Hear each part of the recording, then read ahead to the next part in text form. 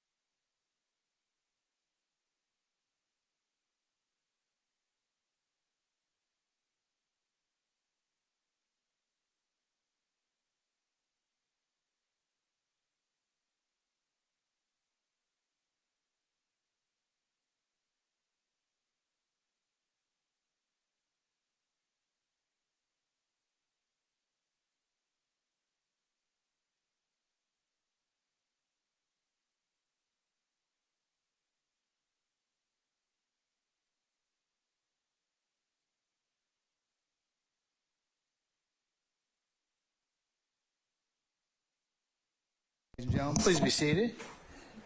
We are back on the record in the matter of the state of Georgia versus Khalif Adams et al. In 22 SC 183572. Mr. Stilwell, Mr. Botson, Mr. Shard, good morning, gentlemen. All right, Mr. Williams, Mr. Steele, Mr. Adams, and Ms. Renard, good morning. Mr. Kendrick and Ms. Hingerty, good morning. All right, Mr. Huey and Mr. Matthews Jr. and Sr., good morning. All right, Mr. Nichols, Mr. Harvey and Ms. Westmoreland, good morning. Mr. Ryan and Misty Williams, good morning. All right, Ms. Hilton, Ms. Love, Mr. Atkins, and Messrs. Brown and Smith, good morning. Good morning. All right. Sergeant Ingram, all our jurors present? Yes, sir. Okay, all right, wonderful. All right, I'm going to have this next exhibit marked as the next court exhibit in order. It is the information I have given defense counsel about our hotspot. And we have up to 20 devices. That's the best I can do. You've been given the Wi-Fi name and the password. I will go ahead and include that as the next court exhibit in order, and I will seal it as well. So do not give out that information to anybody else. That is for you use only while you're in here, and 20 is the maximum number that particular spot will give. So, Mr. Manager, does that satisfy your technology challenges? Close. Well, you're going to have to deal with the rest to make it up, okay? All right, because that's the best I can do with the technology, and I've been checking with our IT folks. Thank you so okay? much. We're working on trying to get it. All right. Did Mr. Kearns give you the brand new Wi-Fi password? Oh, okay. That's why it's not working, because the device itself generates a passcode. So if you all want to come up here and make sure you have the right passcode, you can sign into it. State, you all, I know you all have the ability to sign into your secure Wi-Fi provided by the county, so I didn't include you all in that particular calculus. All right. Are we ready? Yes, sir. All right. Anything I need to take up, folks, before I call for our jurors? I was just trying to be nice, Mr. Adams. I really wasn't trying to take up anything. I'm trying to be nice, but I put something on your radar. Okay, all right. Just alluding to the fact that, Okay, hold on, because we got talking up here.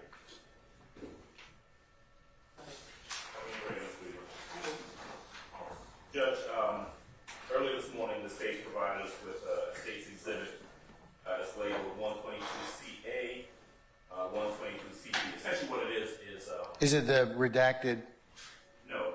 What is it? No, this is in regards to radio traffic. Oh, okay. All right. And I think the state's position is that they intend to, or they would like to, get into that. Who's it radio traffic from? The radio traffic from the incident that we've been discussing, it appears to be Zone 3 radio traffic. My recollection from looking at the discovery is that there are 4 specific excerpts of radio traffic around the time of the incident. This that I've gotten from the state is an excerpt from one of them, and I'm having some discussions with Mr. Atkins, is the gentleman, is the state representative who I believe will be presenting it, in regards to other excerpts of radio traffic and what our position is on it, whether we believe it violates the confrontation, our right to confrontation or not. We just like some time to look through it. I want to review their excerpts. I want to review the actual radio traffic itself. It's about 15 minutes to half an hour. So I'm just asking that we be given some time to look at that and perhaps, if we need to, address the issue a little bit later on before it's presented. And I think we can probably do that during the lunch break. Okay. Mr. Atkins? Yes, Your Honor. That is correct in regards to Ms. Ladders is the next witness. She's who the state, after detective bit is complete, and the radio traffic along with the 911 call and associated CAD reports are going to be, the state intends to introduce those with Ms. Ladders. I provided my own time hacks from the radio traffic is what we intend to introduce. And this morning I've been speaking with Mr. Steele and Mr. Adams. And the state does agree that if it works out, if Detective Benton is complete, close to lunchtime, Ms. Ladders is the next witness after her. And so that gives Fitz Counsel adequate time. You can also speak together. There may be parts of this that we agree to as well. Okay. I tell you what I'll do then. I'm going to recess maybe about an hour from now, somewhere between 12 and 12:10. And then what we'll do is I'll give our jurors, we'll come back at 2, okay? Thank you, Your Honor. All right. Yes. That's sufficient? Yeah, that should be, yes. Anything else? That's all. Okay. All right. Thank you, sir. All right. Summon our jurors for us, please. Sergeant Ingram.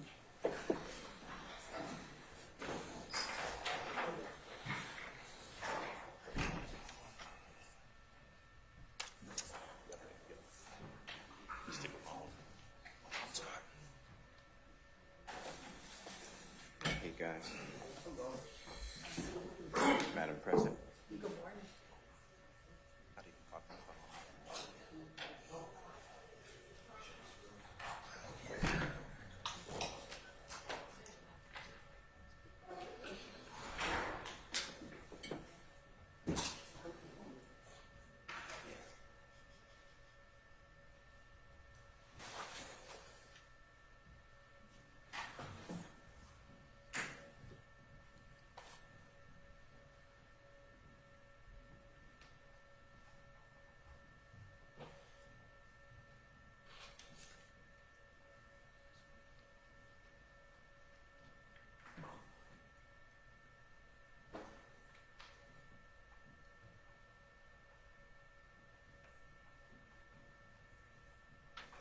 Sleep, yeah.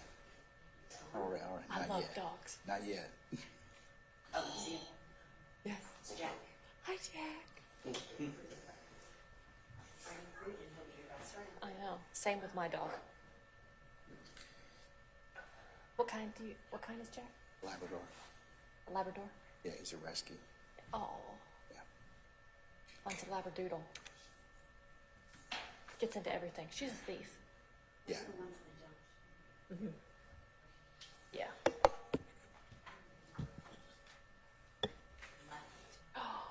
Hey, Jen.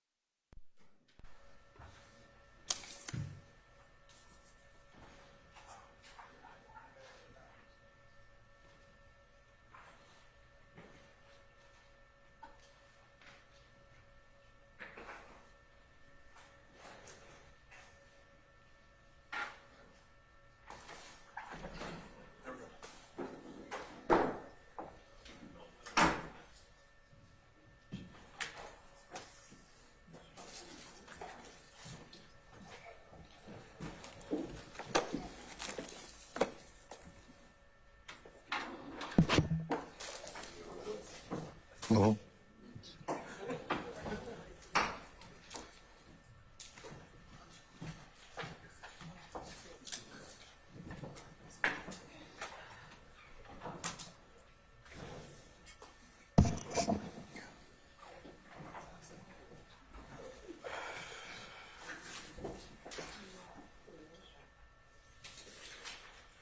All right, ladies and gentlemen, please be seated.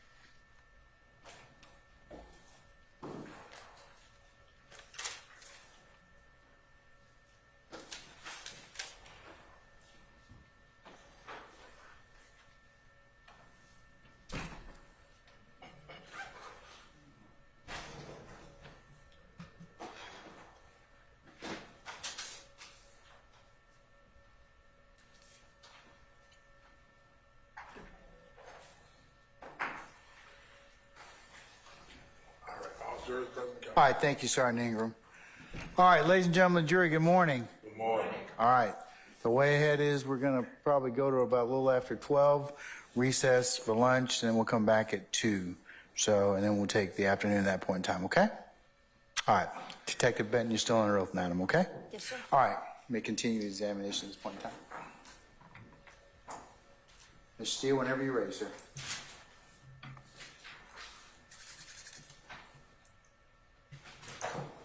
Thank you, Your Honor. Good morning. Good morning. I believe that if we can go back to Monday, Okay. when the Honorable Court broke for the day, you were explaining, if you could orient yourself, we were on Mr. Williams' number 157. Do you remember that by any chance? Yes. Okay, and we were specifically talking about the styrofoam cup, as you described it, the Burger King styrofoam item, Yes. and you were explaining, and I think that's when we stopped, that there's different types of DNA That's correct. analysis. Okay. In your experience, have you ever collected or had collected, asked someone on your team to collect an item of like a styrofoam and process it for any evidence? I would ask the crime scene investigators or the crime scene technicians to collect and Okay. either have it sent to the Georgia Bureau of Investigation for processing or have them swab it and then send the swabs down. Okay. And the jurors may have heard something about swabbing, but that's just testing, trying to obtain information from that item. Is that fair to say? That's correct. And the scientists then can potentially examine it for evidence or non-evidence, whatever they find. Yes, sir. All right. You mentioned yesterday also, or not yesterday, Monday, you used the word prints. Do you remember that? Yes, latent prints. Okay. Can you explain that to the jurors? Latent prints, every single person's fingerprints are unique to them, including identical twins. The one thing that's different is their fingerprints. Crime scene technicians are trained in lifting latent prints, but you have to be very careful and choose between latent prints sometimes and DNA. You can't do one or the other. Okay. And on that styrofoam item, is it possible, I'm not saying that there are any latent prints, but is it possible to attempt to do that, to try to send it off to the crime lab to try to obtain that type of evidence? Yes. And latent latent means that it's visible, right? That it's usable? Mm-hmm. True? Correct. Most prints are not visible to the plain eye. Okay. I'd like to go the next, if Mr. Kokomo can zoom in next to on the floorboard on the passenger side rear of the 2004 Nissan Altima. Do you see two items there? They both look dark in color, maybe even black? Yes. And are those the items that you discussed earlier? Yes. And they're seemingly cellular telephones, is that true? Yes, sir. Can you tell, ladies and gentlemen, jury, what type of story, I used your word from the other day, can be contained or found scientifically on a cell phone? I'm sorry, say that again. What type of evidence can potentially be found on a cell phone? You mean physical evidence? Yeah. Okay. You can find either fingerprints. You can also use DNA, touch DNA technology on a cell phone. Okay. There is what appears to be a red garment. Do you see that? Yes, sir. Okay. And that red garment, could that contain any type of physical evidence that could be looked at? Yes, it can have DNA evidence, and also fiber evidence would be extremely important. Tell the jurors what fiber evidence is, if you don't mind. Their clothing is, made of fibers. So the clothing itself would be sent down to the Georgia Bureau of Investigation, the GBI, and they would probably just, under a microscope, pull some fibers to try to compare it possibly to another scene. Okay. Now, if Mr. Kokomo can go back on Mr. Williams' exhibit number 157. And with Mr. Kokomo's permission, let's zoom in a little bit more on the item. You see the item kind of in the center top. It says the unit or the UNTZ. You see that? Oh, you're asking me? Yes, Yeah. sorry. Okay. That type of item, do you remember whether the item was filled or not filled or spilled some of its contents, if you remember? No, the only thing that was taken from the car, because we didn't process the inside of the car. We only photographed, evidence markered, and then we took the firearms and the cell phones. Okay. The car was going to be processed at another time by the lead detective or someone of the lead detectives choosing at the annex. So I did not touch or manipulate anything in the car outside of the firearms and the cell phones. Perfect. You just are preserving it, and then the lead detective, I think you educated us, is Detective David Quinn. Fair to say? Yes, sir. Okay. And then it would be within his purview to have these other items tested at a later time. Fair Yeah, to that's say? correct. Okay. If Mr. Kokomo can zoom out for a minute and we go into the items next to that box on the seat, do you see there may be, and if you can help us for the jurors that may not have seen this photograph before, can you show us if you see a Sharpie pen? Yeah, it's dead center. Do you see it? Mm-hmm. Can you just- Dead center. Can you do the line?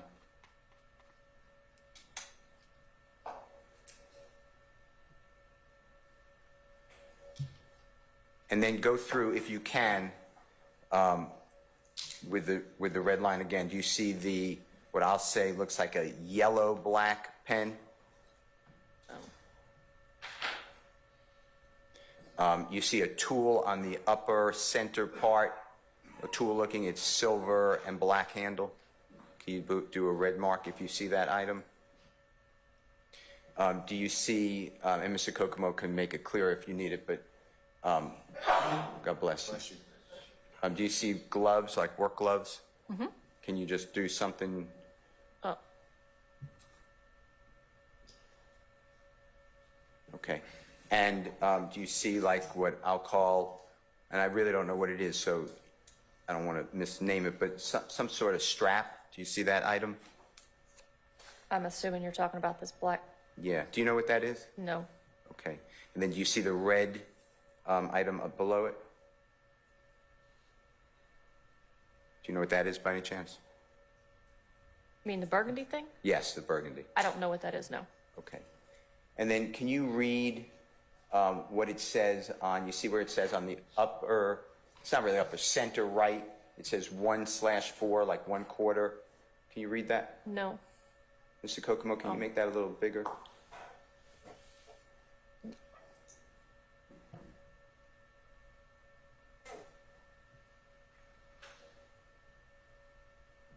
Something to do with paint. One more time. Quarter sheet. One more time. 1/4 sheet for paint. Okay. Do you know whether these items are items that are typically found in that type of toolbox? I have no idea what people keep in their own toolboxes. Okay. All right. Now, we also see if Mr. Kokomo can pull out a little bit.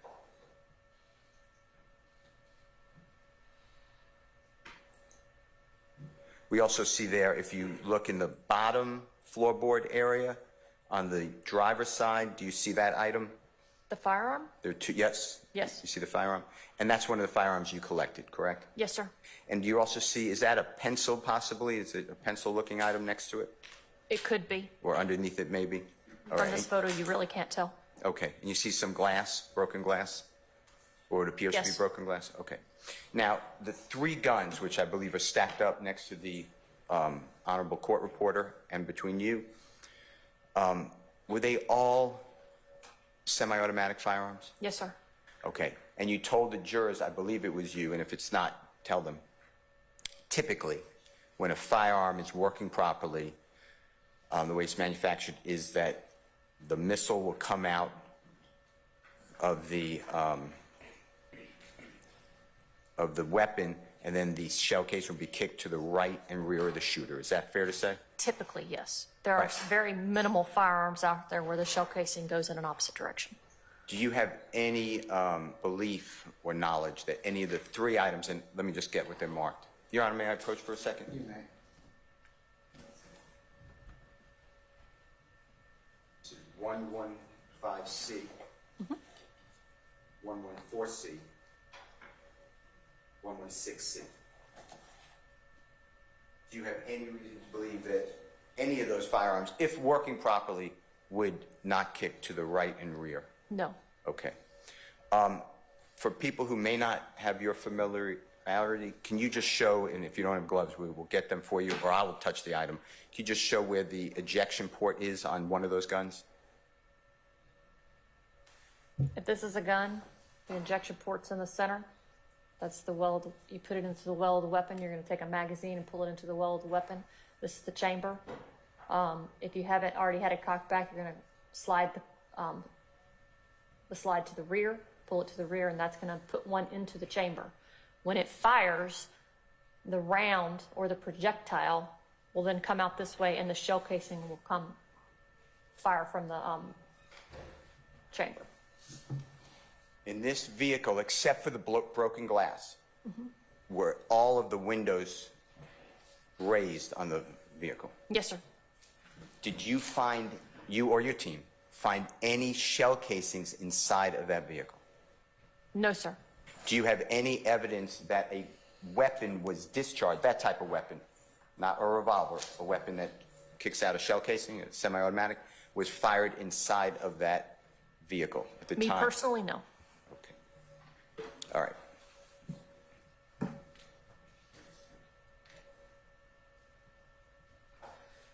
If, with your permission, Mr. Kokomo's permission and the court, I skipped Mr. Williams exhibit number 155, so I'm going backwards a minute here. If Mr. Kokomo can show that. Okay. Now, in Mr. Williams number 155, this is a photograph, taken from the rear passenger side, towards the rear passenger side of the 2004 Nissan Altima vehicle. Is that a fair, accurate representation? Yes. And at this point, to be fair, it appears that the driver's side rear door is ajar. Somebody opened it. Is that fair to say? Yes. All right. And nobody's trying to manipulate or fool a jury or anything, but you found it all with the doors closed, but now law enforcement has opened one door. That's correct. Okay. And you've already taken pictures of the closed doors, fair? Yes, sir. All right. Now, Mr. Williams, number 155, we see the,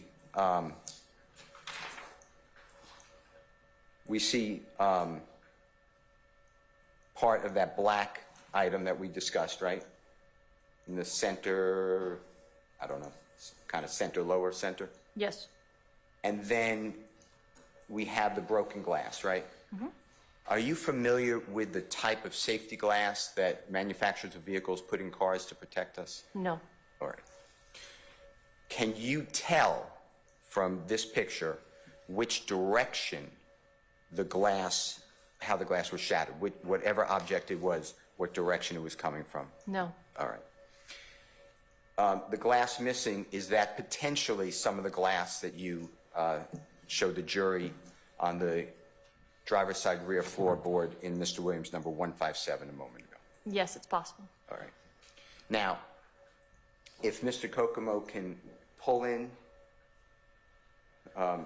closer and show the, I would like you to orient the jurors to the front passenger seat. From this picture, and there'll be other pictures, can you tell the front passenger seat how far it was moved? Are you familiar with cars in the front seat can move closer or further from the windshield? Yes. Okay. Do you know how far this seat, the rear passenger seat, was moved towards the back? No. The time that you came upon the car? All right. No. All right. All right. Let's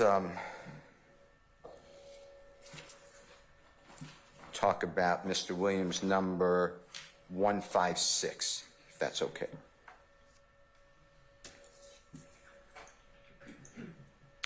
Okay. And here is another angle, same side of the car, passenger side, fair to say? Yes. And the photograph here is capturing more of the front seat. Is that correct? Yes. Can you tell from this angle, and angles could be deceiving, so can you tell from this angle of the photograph where that front passenger seat is, let's say, in relation to the divider between the two windows, the front and back doors? No, not based off this angle. It would need to be dead center on the side. Can you just explain to jurors about the depth perception? It could distort the angle. The depth perception can distort the angle of a photograph. Okay. Let's look at number 158 of Mr. Williams, if that's okay.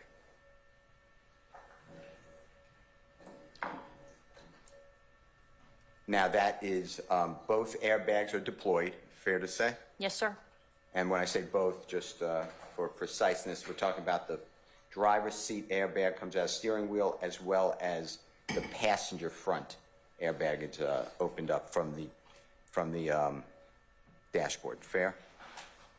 Yes. Okay. And here, on this photograph, is that you in the upper kind of right side?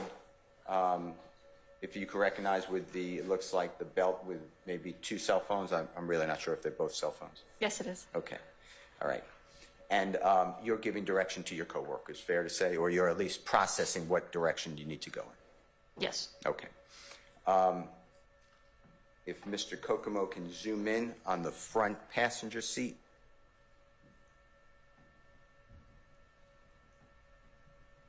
Do you by any chance know now what that item is? The yellow, I'm saying the yellow, if it's not yellow, just correct me, item. No, again, the only thing that I took from the vehicle were the 3 firearms and the cell phones. Everything else was preserved and left for the lead detective. Okay. All right. Mr. Kokomo, if you can help us and go to number 159 when you get a chance. In Mr. Williams, number 159, this is now from where you were standing before. This is from the passenger side looking towards the driver's side front That's correct. vehicle, the front person compartment of the vehicle. Fair? Yes. Now, tell me if this helps, if this photograph helps you in Mr. Williams, number 159. Do you see the center console with the gear shifts? Yes. And do you see the gear shift seemingly in drive? I'm not saying it is in drive, but it looks like it's not in park. It's in something. I just don't know what it's in, but you're All right, right. it's not in park. Now, I'd like to know whether you can help us compared to that center console. Is the the front passenger seat look like it is moved closer to the back of the vehicle as compared to the driver's seat? No. Okay, can you explain why? It looks like the same line. Okay, so do you believe that the driver's seat, you see the driver's seat? Yes. That is in front, the part that comes to the legs, that is in front of the gear shift? You see that? I said yes. Okay. And then do you notice that the passenger seat, the front where the legs go, looks like it's behind the gear shift? But they're both around the same location. One's not manipulated 5 feet behind the other. So based on the angle of this photo, they could be right there at the same thing. I couldn't tell you unless I'm standing at the car at the time. Okay. Okay. Let's look at the floorboard of the passenger seat front. The items there. You see maybe 2 cords that possibly, to go into electronic device. Does that look like that's true? One's green, one's white, or at They're least... cords. I don't know what they go to. Yeah, I can agree that they're cords. Okay. And then, Mr. Kokomo, if you can blow that up. Do you see another potential item that is maybe a cup, the word Coca-Cola on it in red, it's white, has different colors on it? Yes, Same potential, either paper or styrofoam? correct. Potentially fertile ground if Detective David Quinn wanted to have it analyzed by the crime scene? Potentially, yes. All right. Okay. If we can go to Mr. Williams, number 60. I'd like you again to focus on the seat. That's the front passenger area, correct? Floorboard? Yes, And do you see the seat where the knees would come and to the front passenger seat? yes, And do you see where it appears that there is an indentation where it goes into where the gun is laying, into the place where the feet would typically go of the person sitting there, if there was a person sitting in that seat? an indentation where? Going down, you see the carpet. Looks like it goes down from the seat towards the floorboard. Do you see that? No, Okay. You see where Mr. Kokomo is zooming in on? that's an indentation. I'm asking you. That's what I'm asking. I don't consider that an indentation. I just consider that part of the curve of the interior of the car. All right. Yeah, it's carpeted. Now, Mr. Kokomo blew that up. He was kind enough to blow it up for us. Can you tell whether that seat, the passenger seat, is moved back as far as it can move on that track according to that picture? It appears to be. I couldn't tell you if that's actually the truth, but it appears to be, yes. Okay. Now, if Mr. Kokomo can scroll back a little further out. That is one of the guns that you collected, fair to say? Yes, sir. All right.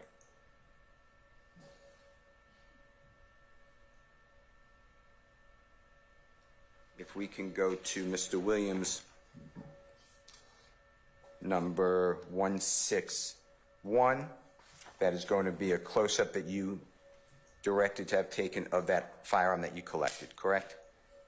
That's correct. All right. Now I'd like to go to Mr. Williams, number 162. Now this, to orient the jurors, is the driver's side rear floorboard. Is that right? Yes, sir. All right. And there is 2 additional firearms that you and your capable team collected, right? Yes, sir. All right. There's also a hat there. Is that true? Yes, sir. And it looks like to me it says New Era on it. Can you read that? Yes. Tell the ladies and gentlemen jury what evidence potentially can be found on a hat if the hat is on the person. Oh, you could find DNA. You could find hair, possibly with or without the root, which if it has the root, you can definitely try to pull some DNA from that. That would have been found on the hat, or potentially found on the hat. Could fingerprints potentially be found on a hat? I've never seen where fingerprints have been found on a hat. Okay. That again would be up to Detective Quinn. That's correct. Okay. Mr. Williams, number 163. By the way, can we go back to 162 if you don't mind? Remember earlier we talked about the item that there may be something underneath the firearm? Yes. Do you see what, I would say is a pencil? Do you see that green item? I see a green. I couldn't tell you if that's a pencil or not. Okay. And then do you see the item that looks yellow? Again, I couldn't tell you if it's a pencil, but it's a yellow something. Okay.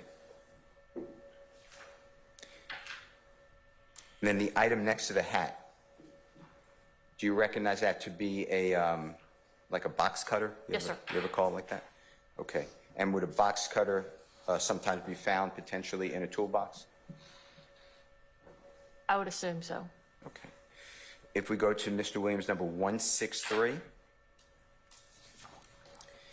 Now, do you need another picture to orient this photograph, or do you remember where it was? And if you do, just tell the jurors to orient them. No, I believe this was the coagulated blood that was on the outside of the vehicle. Okay.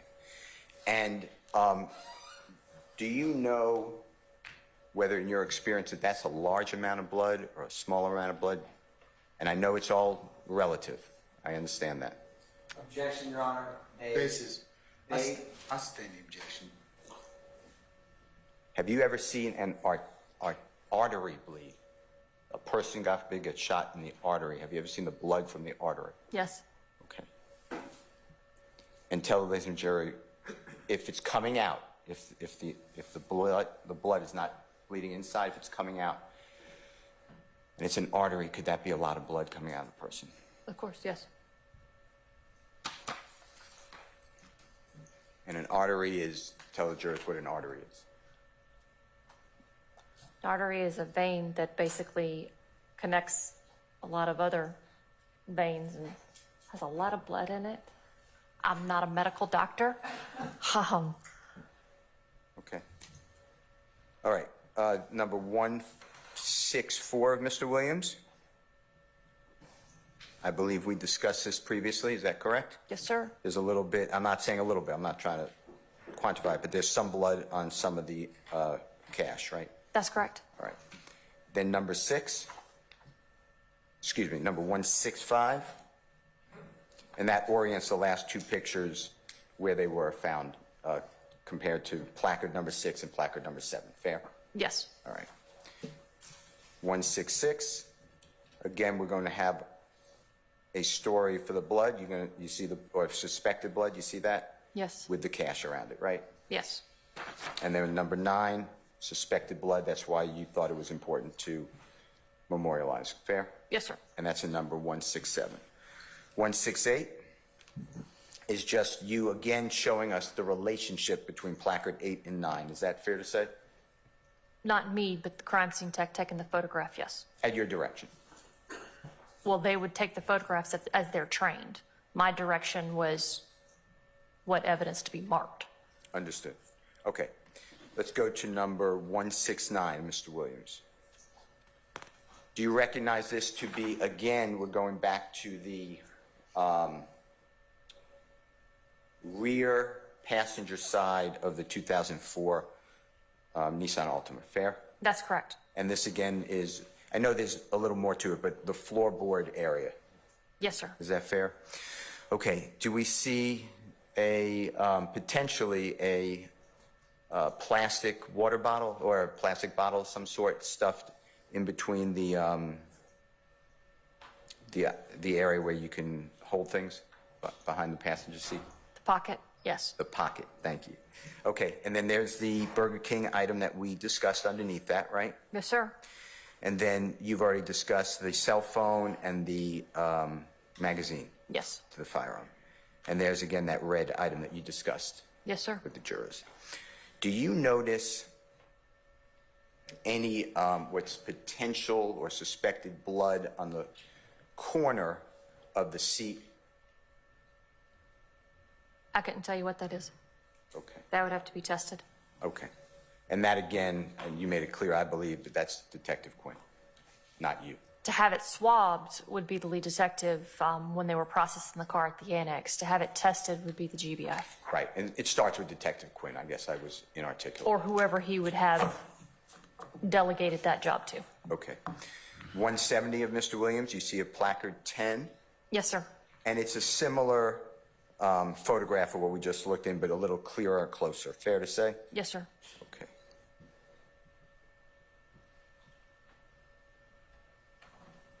Does it help in this picture, Mr. Williams, number 170, those items that are red in color on the, looks like the seat where the seat folds into below, going downward towards the floorboard. Do you see that? I see it, but it still does not help, no. Okay. Number 171 is simply the, I assume that that's you, but if it's not, just correct me. And you were just making the weapon safe and also showing what the weapon, that it was loaded. That's correct. All right. And the next one's 172. As you explained to us so well, that's the close-up of the weapon. That's correct. And you also capture, obviously, the serial number of the weapon. That's correct. And then 173 is simply you have to have an identification, so that is the license plate. Fair to say? Yes, sir. All right. And then 174, once removed, you have both of the, there's a Metro PCS and another cell phone. You see that? Yes, an LG. Okay. Now, whose purview would it be? Whose power would it be to say, I want the contents, potentially want the contents of those cell phones to be analyzed? That would be up to the lead detective and most likely through a search warrant. Through a search warrant, I think Yes. you said. Is that what you said? Couldn't That's you? correct. And the lead detective, I've said it 4 times, same person. Yes, sir. All right. Okay.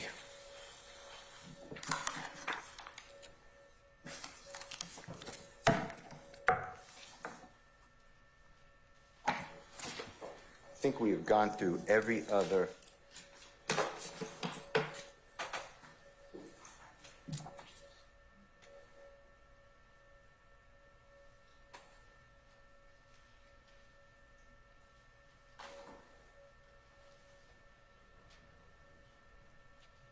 Can you, Mr. Kokomo, would you pull up again, we've looked at this, but if you don't mind going back, 105, Mr. Williams?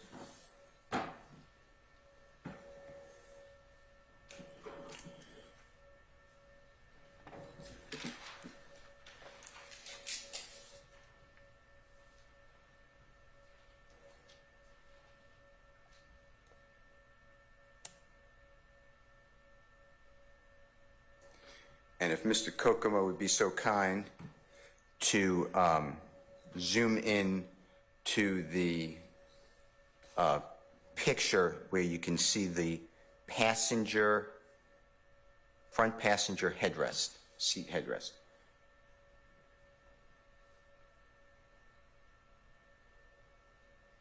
Does that picture assist, or is the angle not helpful to how far back the front passenger seat is positioned? No. Okay. Now, is it fair to say that the further back the front passenger seat is, then the less leg room there is for someone to be sitting behind the front passenger? That's correct. In 2013, and thank you, sir.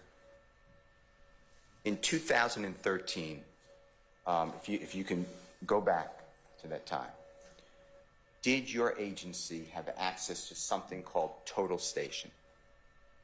I don't know what that is. Okay. Okay. Do you know, and I'm talking about September 11th of 2013, did your agency have the capability of using computer to shoot, to scale the interior of a car? I don't believe so. Okay. Did your agency have, and I know this, measuring rulers, 2013? Yes. Yes, okay. Would it be Detective Quinn's responsibility to measure, if he saw fit, how much room there was between the rear passenger seat area and the seat in front, the front passenger seat, to determine whether a person, let's say, who's 6'3" tall, had the leg room to fit in that area? Would have no. Objection, Your Honor. Basis. Counsel is assuming facts not known. I sustain the objection. Did Detective Quinn have a measuring stick to his, or the Atlanta Police Department, your office, have a measuring device that could tell the jurors how much room there was between the front passenger seat, as found by you and your teammates on the scene of the 2004 Altima, and the rear seat? Objection, Your Honor. Basis. Asked and answered. I sustain the objection. Okay. Now, could a bullet have gone through that rear, very rear, passenger side window to break it? I would have no idea how that passenger side window was broken. Okay. Would you know how many objects, whatever object that was, that broke that, how many objects went through that area? No. Okay. Do you remember noticing a purported bullet hole through the passenger side front headrest? Objection, Your Honor. Basis. Counsel testifying. I'll sustain the question as to form. You can rephrase it, Mr. Steele. Did you observe, when you were there with the 2004 Nissan Altima red vehicle, did you observe a potential hole through the front passenger side headrest? I did not process the inside of that car and did not search or go into abundance because I did not want to leave any of my DNA or fibers or fingerprints or anything like that in the car because they had yet to process it. The only thing I did was grab the firearms, I rendered them safe, and I grabbed the cell phones. Outside of that, I did not get close enough inside that vehicle so that they could properly process it once back at the annex. That would, again, it's the same question, be the lead detective. That's correct. All right. And you realized when you were there that you couldn't, I think your word was, contaminate that vehicle because it potentially held a lot of valuable evidence? Potentially, yes, sir.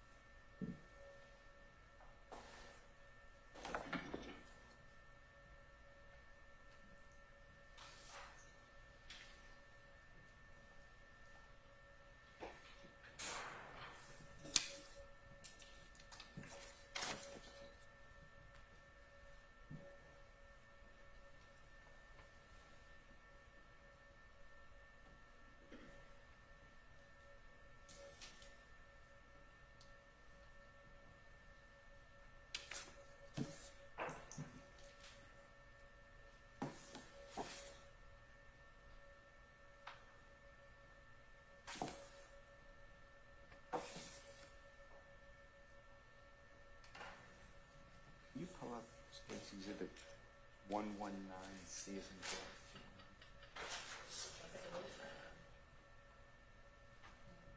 Do you have State's Exhibit? Yeah, C is in Do you have State's Exhibit in front of you, 119C by any chance? You do? Okay. And that is already in evidence, correct? Okay. Your Honor, may I display with the Honorable Prosecutor's Assistant State's Exhibit number 119C as in Colette Charlie?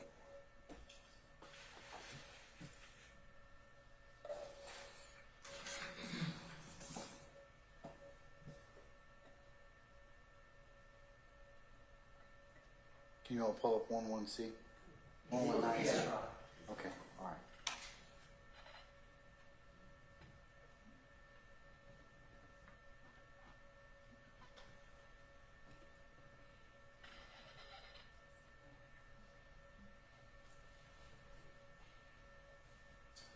While that's going on, were laser, you know what I mean by a laser pointer? Mm-hmm. Were they used in your line of business in September 2013 if you wanted to show direction or something? I'm not real sure when we got those. I don't know what year we got those. Okay.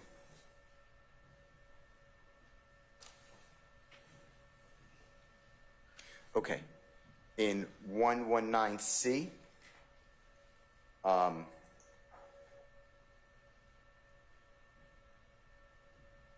can you zoom in, Mr. Kokomo? Oh, no, excuse me. Ms. Atkins? Okay. The Honorable Prosecutor Atkins, on where the glass is broken, would you mind doing that? Now, Detective, can you pull it down just a little bit if you don't mind? Thank you, sir. That's on down. No, you're good. That's perfect. Thank you. This is how you found the car with the door shut. True? That's correct. And do you see there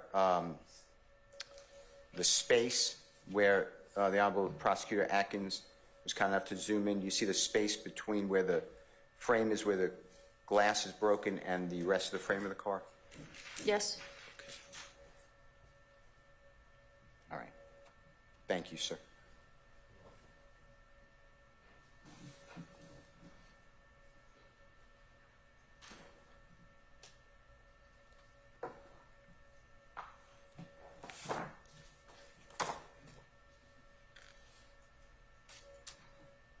Your Honor, I don't believe I have any other questions.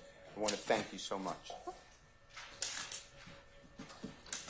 Thank you, Your Honor. You're welcome. Cross, any additional? They haven't been asked already?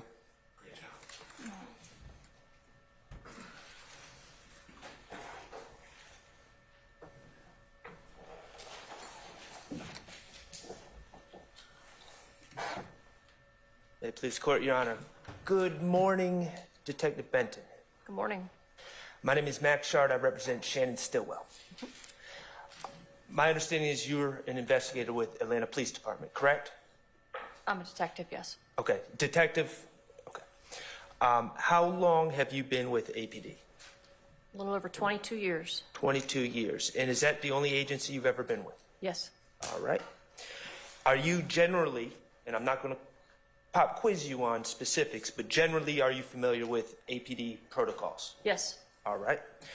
Including the APD protocols on investigations? Yes, sir. All right. Awesome. How long have you been an or a detective? I'm sorry. Since 2007. 16 years? Almost 17. Almost 17. And how long have you been a homicide detective? Almost 15. And you have familiarity with the way APD conducts homicide investigations, correct? Yes, sir. Great. As a homicide detective, you would agree that the collection of surveillance videos is an important part of an investigation, Yes, sir. okay? Specifically, surveillance videos that would potentially show relevant information to the case. That's correct.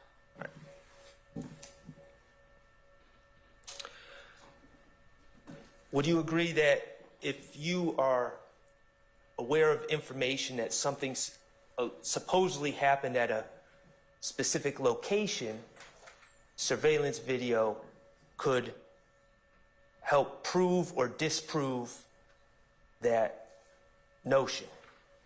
Yes. Okay. So if a witness said something happened at a specific location, you can go get video, and then you don't have to rely on the credibility of the witness. If the video is available and the cameras are working, yes. If the video is available and the cameras were rolling. Okay. Yes. And you would agree that that can prove something happened, but also can prove something didn't happen. That's correct. All right. Okay. Now, the collection of surveillance video, let's say a surveillance video outside of a business, as part of the homicide investigation, who is the person that's in charge of quarterbacking or ensuring that these things are collected? The lead detective. Okay, that is in the lead detective's purview. Yes, sir. All right. And now, does the lead detective always collect the video? No. Okay. Is there a specific person in charge of collecting relevant surveillance video? Yes, our Homeland Security Unit. You said Homeland Security Unit? Yes. Okay. And is that part of APD? Yes. Okay, so there is a unit within APD whose primary purpose is to collect relevant surveillance video. No. Okay, explain that to me. Within our Homeland Security Unit, we have cyber investigators who are experts in collecting video surveillance or DVR systems, and because they've gone through the specific training. They do a lot of other things within the Homeland Security Unit, but they're the people that we rely on when we call and we see there's video surveillance. We call them and have them come download the video surveillance or pull everything from the DVR system, unless we take the system back to them. So we have people within APD with specialized training that the lead detective can call to ensure that relevant surveillance is collected, That's or at least correct. an attempt is made to collect. That's correct. Okay. And to collect relevant surveillance, are there times where the business owner consents to the collection? Yes. Okay, and if a business owner doesn't consent, what legal mechanisms do you have to obtain relevant surveillance video? Search warrant. A search warrant. Okay, so you can, as a lead detective, you can apply for a search warrant, obtain a search warrant, and then arm the Homeland Security Unit with said search warrant. If the judge foresees and agrees that there's enough probable cause, then yes. Okay, and who's the individual that makes the decision to apply for a search warrant for surveillance video? The decision will be made solely off of either the lead detective or another detective that he's working with. Okay, lead detective. Okay. Let me, you said you have 15 years experience in homicide investigations. I'd like to talk about timeframes for the availability of videos. Is it fair to say, before I go into specifics, is it fair to say that the time frame for the availability of video differs from business to business, system to system? That's correct. Okay.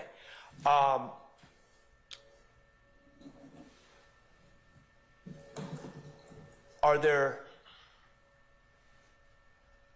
assuming that video surveillance is recorded at a business, what are some of the time frames that you've seen as an investigator, as far as how long the surveillance video is maintained by businesses?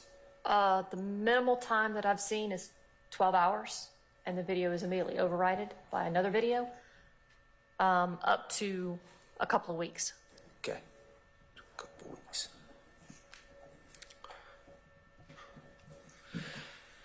Now, how quickly, as a homicide detective, how quickly are you assigned to investigate a homicide? When the officers contact homicide, Okay. advising they're on an active scene, the supervisor in homicide then contacts who's ever at the top of the rotation. We have a unit rotation, so let's say I'm at the top of that unit rotation. Doesn't matter what time or what day that case comes up, that's going to be mine. I then go to the bottom of the rotation and work my way back up. That way each detective has around about the same number of cases at the end of the year. So it would be whatever supervisor is working would immediately contact that lead detective, whether they're at home, they're at work, and they take the lead role immediately. So a 911 call comes in, say, responding officer arrives, and then if there's unfortunately a dead body, homicide is called. That's correct. And is it fair to say you're generally on the scene or working on the case, assigned to the case in a matter of hours? A number of hours, yes. It Okay. depends on how long it takes to contain and secure the scene, and if the person actually did expire from their injuries. Okay. And typically, that lead detective that's on the scene, they're leading the sole investigation on the case, correct? Typically, there's not concurrent investigations. Sometimes there are. Like feds, maybe? Other Feds, law enforcement? Other law enforcement agencies, yes. There are concurrent investigations going on, yes. All right. As an investigator, a detective, I'm sorry, when you find evidence, do you typically broadcast it to the world? It depends on what the evidence is. Okay, so if you find physical evidence, do you typically run and tell reporters all about it, or do you keep some information close to the vest, so to say? Well, in 2013, things were a little different than they are here in 2024. It depends on the detective. Back in 2013, the detective could make the choice to contact a reporter straight out and advise them that they needed some help and give them part of the investigation information on the investigation. Back in 2013, they could do that. Okay. Would that be to ask the public's help in identifying people and things of that nature? I wouldn't know Okay. what any other detective would do with that information. All I can tell you is that you could do that back in 2013. Okay. When you develop a suspect, do you typically inform the suspect? Is it policy that you have to inform the suspect that they are a suspect? No. Okay. So you could keep that within law enforcement? Yes. Okay. So there's a time during an investigation where law enforcement may be investigating a crime, but a suspect would have no reason to be collecting evidence or doing their own investigation. You would agree? I wouldn't know. I would not. I wouldn't know. Every investigation is different. There's been times where I've investigated a particular person. They were well aware that they were being investigated, even though I had never mentioned it and never spoken to them, but they knew that they were being investigated. So I couldn't tell you what other people think we're doing. Okay, but going back to, I guess, my initial question, it's not policy that you would inform anyone. Sometimes, yes, sometimes no. Like I said, it depends on the case and it depends on the investigation. Okay.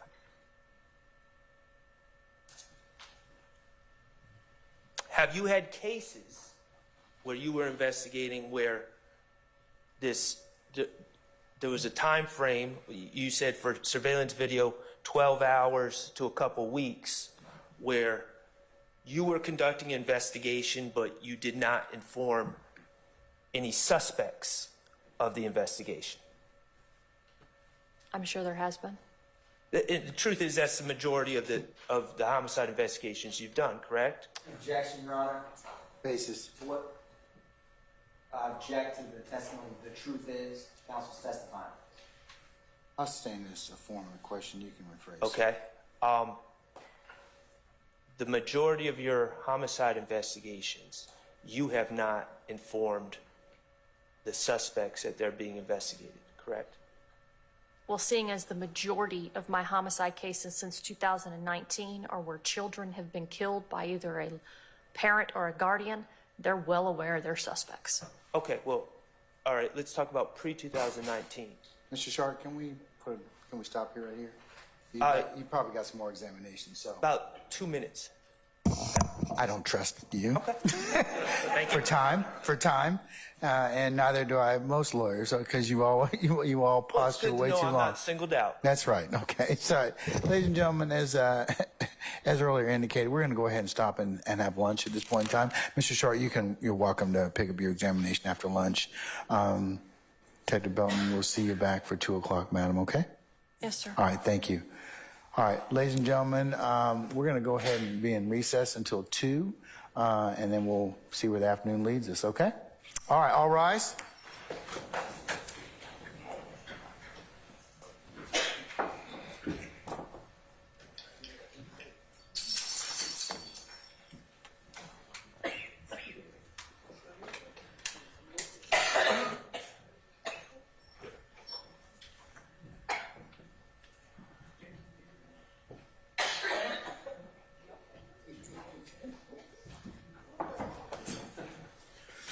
All right, ladies and gentlemen, please be seated. Our jury's left to this detective. We'll see you back at 2, madam. You can go ahead and step off the stand at this point in time.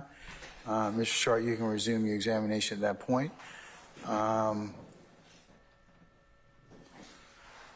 Okay, counsels, during the pendency, you'll work on the other issue we talked about. Is that correct? Okay. All right. Unless there's anything else of me, we'll go ahead and be in recess, stand in recess until 2 p.m., okay? All right, we're in recess.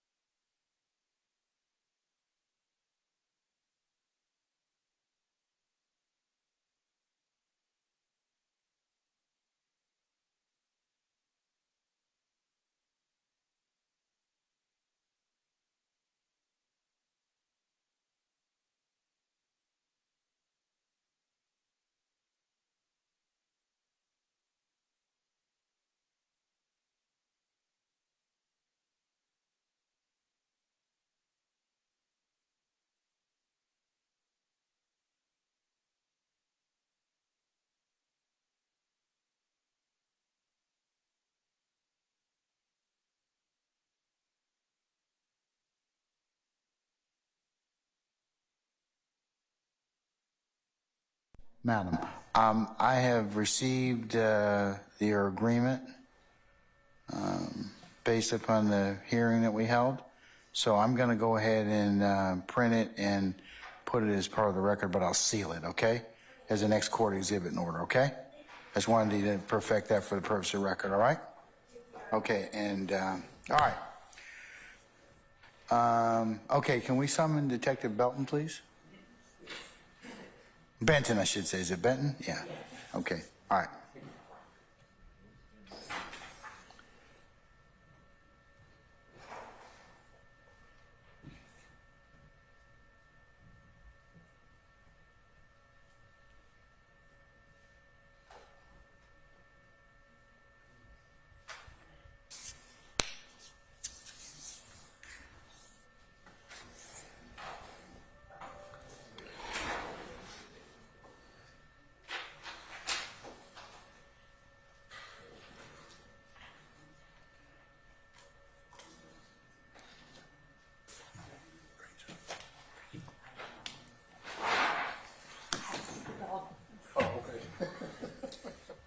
Sergeant, if you'll summon our juror source, please. Yes, sir. All right.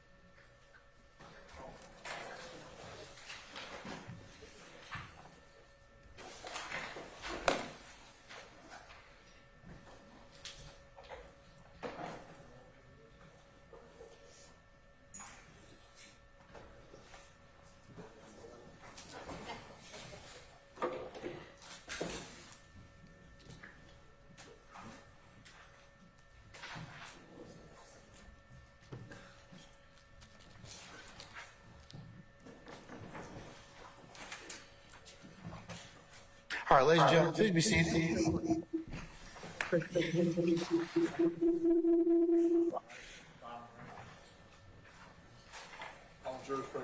All right, thank you, Sergeant Ingram.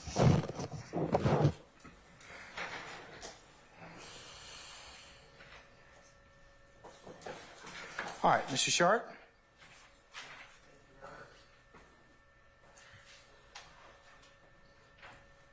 We're going to see if it's a couple more minutes now, okay? Okay. Switch course now. Oh, okay. Everything's changed. Detective Benton, good afternoon. Afternoon. We were talking about collecting surveillance video, if Yes. you recall. Okay. Regarding the September 11, 2013 incident, I know that you were involved. Were you the individual in charge of collecting any surveillance video in that? No, And who would that have been? the lead detective. Who was I believe Detective Quinn. Detective Quinn? All right. I'd like to show to you a couple of pictures that you've already identified. If I could publish, Mr. Kokomo, if you could publish Williams 101 for me on the screen. And you have that screen? Okay, you have the screen.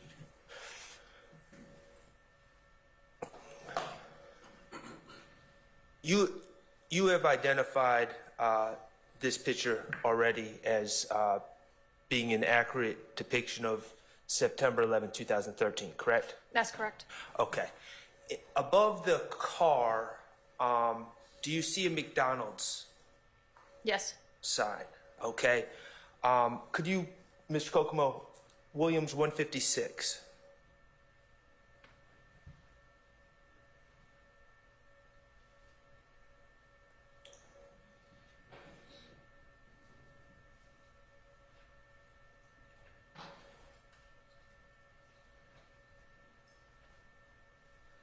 And is this also a depiction from September 11, 2013? Yes. Okay, and this would be at the corner, essentially the corner of Cleveland and Old Hateville, correct? That's correct. Okay, and you would agree that at that time there was a McDonald's restaurant on the corner of Old Hateville and Cleveland Avenue, correct? That's correct. On the other side of Old Hateville Road, but also on the southwest corner of Old Hateville and Cleveland. If you say so. Okay, at the corner of Old Hateville and Cleveland. Yes. We'll just keep it simple. At that time, that restaurant was open? I have no idea. Okay. As a Atlanta police detective for a number of years, you are aware of that McDonald's at the corner of Old Hateville and Cleveland, correct? That's correct. Okay. And did that McDonald's have surveillance video, to your knowledge? I have no idea. You don't know? Okay. Do you know if that McDonald's, we're seeing pictures from September 2013, is that McDonald's still standing today? Do you know? I have no idea. Okay. Okay. Now, I'm going to ask you about one more case, and that is a death of Donovan Thomas on January 10th of 2015. Were you the lead investigator in that case? Don't believe so. Okay, so you would not have been involved in charge of collecting surveillance involving the death of Donovan Thomas in 2015? No. Okay. Do you know who the lead investigator on that case was? No. Is there a detective, James or Jim Thorpe, that works for Atlanta Police Department as a homicide detective? No. What, in January 2015, was there an APD detective, James Thorpe, that worked for Atlanta Homicide? Yes. Okay, thank you. Beg the court's indulgence.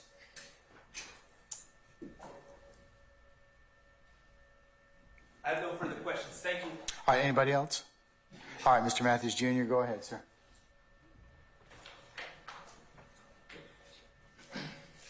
Good afternoon, detectives. How you doing, sir? My name is Attorney Carlton Matthews Jr. I represent Mr. Marquavius Huey. Just a couple questions. You remember telling this jury that you didn't want to touch certain items in the vehicle because you didn't want to contaminate any of the evidence. That's correct. And that's because those certain items, that physical evidence, tell the story. It could potentially, yes. Okay, no further questions. Anyone else? Any redirect? Yes, Your Honor. Detective Ben, on cross-examination, you were asked if certain items in the car could obtain evidence. Do you recall that? Yes, sir. Do you typically collect every piece of paper, fabric, fiber, cup, and every item at a crime scene that you're processing? No. Why not? It depends on the case. Every case is different. Every time we investigate something, the scenes are different.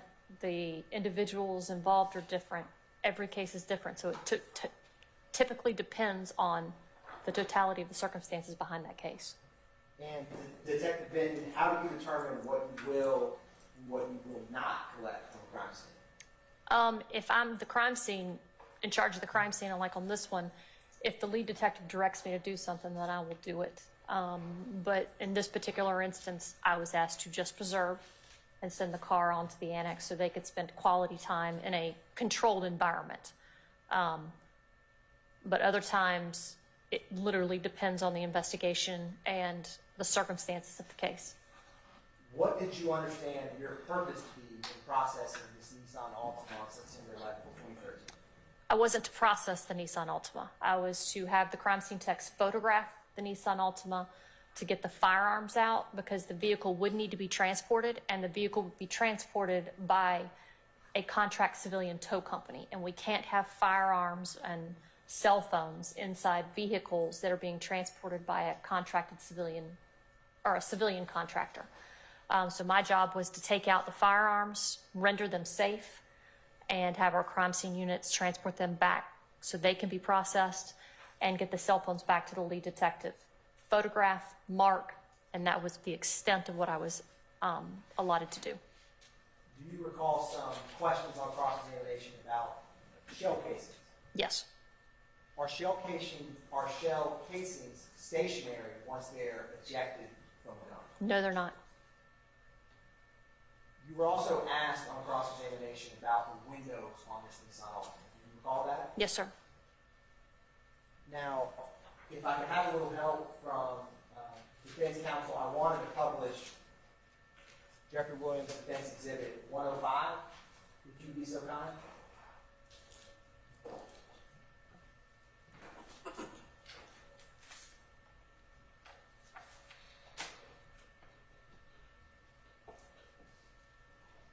And Detective Ben, while they're pulling that up, what do you mean when you said that shell casings are not stationary once they are ejected? Can you expand upon that? Well, they could, when they exit the chamber of the, or when they exit the chamber, they're going to move. And depending on if you're moving, they're going to move at the rate that you're moving. So if I'm running and shooting, it's not like it just pops up and goes straight to the ground. It's also going to move. Then you've got people running around before the scene is secured. They could be kicking shell casings. They can be moving shell casings. Other vehicles could be running shell casings over. Shell casing can get in people's tread of their shoes. So you never know when you get there exactly where the shell casings landed. Wind could pick them up and move them. We've seen that before. Thank you. And thank you for publishing that. Is it possible to zoom in a little bit on the windows of this vehicle? Thank you. Detective Ben, do you recall on cross-examination some questions about the windows on the Nissan Altima and whether they were up or down? Yes, sir. Looking at this exhibit, what would you say the front passenger window, is it up or down? Sort of 3/4 of the way up. Now, do you know whether any shell casings were ejected from this vehicle before you arrived on scene processing? No. How about while the car was fleeing from police? I didn't have any of that information when I got to the scene. How about while the car was careening through the yard before coming over the embankment? Didn't have any of that information either. And do you know if any shell casings were ejected when the Nissan Altima crashed into the side of the corner? I do not know. Bless you, Your Honor. Have you ever seen occasions in your time working investigations where shell casings have been caught by clothing? Absolutely. Now, Detective Ben, I want to transition for a second. There were some questions on cross-examination about fingerprints and DNA. Do you recall that? Yes, sir, I do. Do you always get all pieces of evidence tested for touch DNA or Latin fingerprints? No. Why not? One, the GBI won't do it. Two, it depends on the nexus of that piece of evidence to the scene and whether or not you may have a suspect identified. If you don't have all of those things, the GBI will not test it. They're extremely backlogged, just like most other labs out across the country. So, you know, you may have it swabbed or you may not have it swabbed. Depends on what that particular piece of evidence, how it's connected to the case. And investigations you've worked before submitting any evidence to the GBI, do you do that before or after an investigation? During. Can you explain that? Yes, so if I have any evidence that needs to go to the GBI, I first have to contact the GBI to basically fill out a form that states that this is what I want done on the evidence. This is the evidence. This is sort of a very, very brief synopsis of what this evidence means to this case, the type of case that it is a homicide case or it's not a homicide case. And then you put on there the type of testing or processing you want. So if it's ballistic evidence, it's firearm, you're going to collect the ballistics box and tell them what type of firearm and all that stuff to get it tested. If it's DNA, you're going to click the DNA box, and then you're going to have to determine, you know, what type of DNA you want. You will submit it to the GBI, but it could take If it's DNA, it could take 2 years to get any information back, and at that point, you may get information back stating, we're not going to test this based on you've already gotten this far in your investigation. And in investigations that you've worked, before you determine what should be submitted to the GBI, do you typically take statements and speak with witnesses before making that determination? Yes, I do. Is it common practice to take items collected the day they're collected directly to the GBI for testing? No. Why not? A lot of times you hold on to evidence and you'll place it into either the crime scene techs will hold on to it for a couple of days and for the detective to determine what this evidence means to the case, and then they can determine whether or not they're going to have to send it to the GBI or have it transported to the GBI, or just have it placed into property as evidence where it's in secure storage. If we send it right off the bat and we don't have any basis behind it, then we're not really wanting to know what we're testing it for or why we're testing it. Therefore, the GBI is not going to test it, so there's no reason to get it down there because they're just going to turn around and send it right back. And you had discussed having a nexus for an item before submitting it to the GBI. Do you recall that? Yes, sir. And if you were conducting an investigation where a vehicle was at issue, if you did not have a nexus to any items being touched in the trunk, would you submit items in the trunk to the GBI? No, I would not. Now, before you arrived, do you know whether any officers on scene checked the vehicle for additional occupants before you were on scene? No, I do not. And do you know whether the initial responding officers closed any doors before you arrived? No. One brief moment. Yes, sir. No further questions. Thank you. Anything further? Yes, Mr. Steele.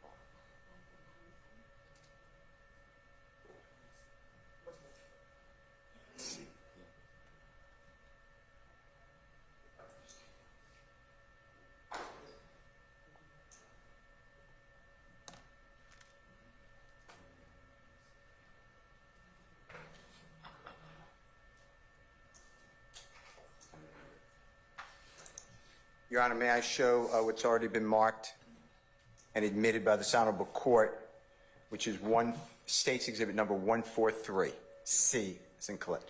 Yes, you may. Detective, are you familiar with this type of report by any chance? Yes, I am. Okay. And this is the, what's entitled Official Report of the Georgia Bureau of Investigation, Division of Forensic Sciences, or what I think people call the Crime Lab. Is that fair to say? The GBI Crime Lab, yes. Yeah, and GBI, Georgia Bureau of Investigation, right? That's correct. And what you were saying was sometimes it's hard to submit evidence to the crime lab if there are no suspects. Is that? That's not what I said at all. Tell us what you said if you. No, what I said was the evidence has to have some sort of a nexus to the crime or a suspect in order to submit it. A lot of times when you do submit stuff, you can let them know why you don't have a suspect listed, and they'll still test it. It just depends. Every case is different. Okay. And I just wanted to make that clear, but in 143C, Do you see where it says case individuals on the screen? Yes, And then it does list 3 suspects as Mr. Bean, Mr. Prothrow, Mr. Murphy. You see that? it lists 3 subjects, not suspects. What did I say? You said suspects. They're not apologize. suspects, they're subjects. I apologize. Thank you. And then it has victim, and that's an officer. You know that? I know Roberson L, yes. Officer, okay. All right, now, this was submitted, if you can tell, to the crime lab. Let's see the date. Do you know the date? I don't know the date of submission, I know the date of the report. Let's see if you go down a little bit, if you don't mind. Madam President, I think that's you. You see where it says October 24th, 2013 in the center, and the following evidence was submitted. Do you see that? Yes, So that's approximately a month and maybe 13 days after September 11, 2013. Does that sound right? sounds about right, yes. And the crime lab would accept things, when I say things, items to test at any time as long as it was from an agency with law enforcement. Is that true? Between the hours of 9 and 4, yes, Okay. on Monday through Friday. Okay. All right. And thank you so much. May I just see 126C first? Because I'm not sure I can do it right now.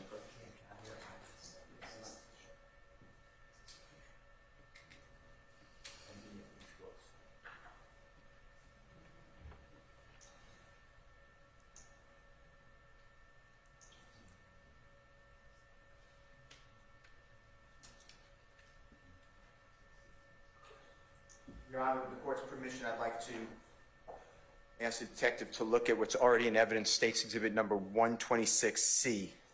All right. As in Colette, Charlie. Do you see on your screen Detective 126C as in Colette? Yes, And do you recognize, it's in evidence, but do you recognize this type of item by any chance? I have not seen this before. All right. Well, since it's in evidence, you see at the top, it says, it's being blocked, but the second line says Jeffrey Lamar Williams. You see that? Yes, And then Jeffrey L. Williams. You see that? yes, And then senior, and then Jeffrey L. Williams. yes, Okay. And then the date below, or the date of birth below that, you see that it says August 16, 1991. that's correct.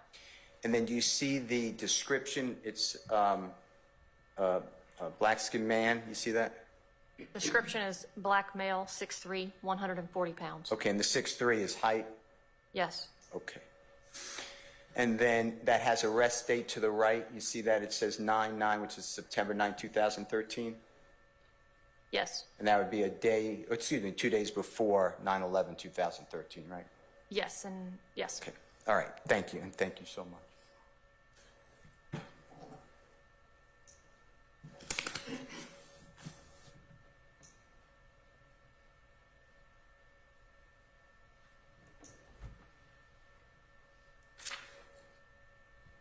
Now, the Georgia Bureau of Investigation has different units to it under that umbrella. And by that, I mean they have an investigative team, right? They have law enforcement officers, correct? That's correct.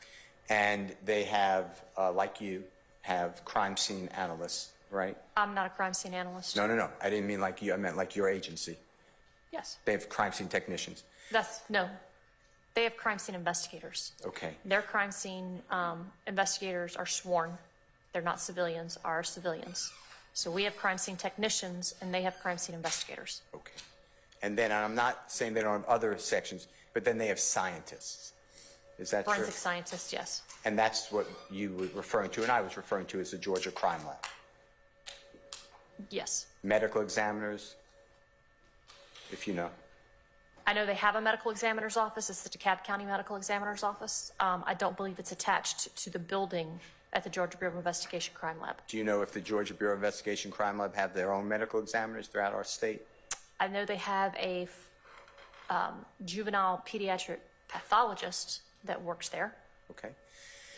Then they have all the things you talked about, DNA analysis section, right? Yes. They have fingerprint section, right? Yes. Ballistics or firearm section, right? Yes.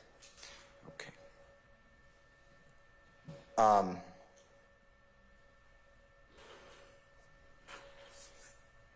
With regards to shell casings that come out of a weapon after it's discharged, you already said that there were no shell casings found in that car when you took the photographs that you noticed, right? No, that's not what I said. What did you say? I said that I was not looking for shell casings, therefore I did not go looking for them. I did not see any, so I did not look for them. Okay, but you didn't see any. True? I wasn't looking for them, no. Well, if you would have seen one, you would have No. photographed it, right? Yes, it would have been photographed. It was in plain view, yes. And it would have been collected. No. It would have been left for Detective Quinn? No, I would have called Detective Quinn and asked what he wanted us to do with the shell casing. Okay. Tell the ladies and gentlemen jury any evidence you have that a gun was fired from inside that car anytime from the time that Robertson L. was involved to the time that that car was walked up upon by you. That's not a question I can answer. Do you have any evidence that a That's firearm was... literally not a question I can answer. The only thing I can answer is how I processed that scene and the firearms that I took. I cannot tell you if there was any evidence inside that car to suggest that a firearm was fired because I did not process that car. You said that you collect any evidence that may be important. Did you say something like that? That's not what I said. I said my job on scene was to photograph the scene, preserve what was inside except for the firearms and the cell phones. I took those out, and that's because I was advised to rendered the firearms safe, handed the cell phones, I believe, over to Detective Quinn, and then anything else that was involving that car was to be processed at a later date. And the car was then to be transported after being escorted down to the annex. Thank you, Your Honor. All right. Anyone else? Anything further? No, Your Honor. All right.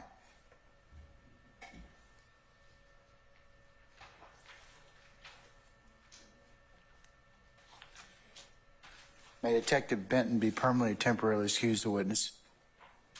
Your Honor, temporarily. All right, Detective Benton, I'm going to temporarily excuse you as a witness. For now, you're free to go about your user dues and avocation. We'll give you plenty of head time when we need to call you back. Please don't discuss your testimony with anybody except the attorneys in this case, okay? Thank you, sir. All right, thank you, madam.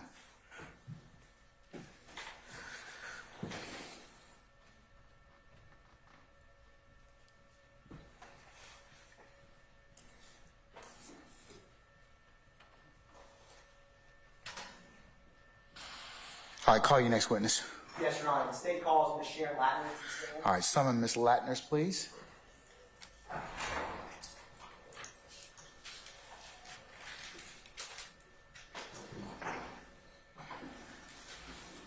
All right, Ms. Latners.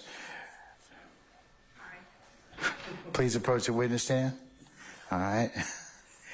Raise your right hand and take the oath. I do.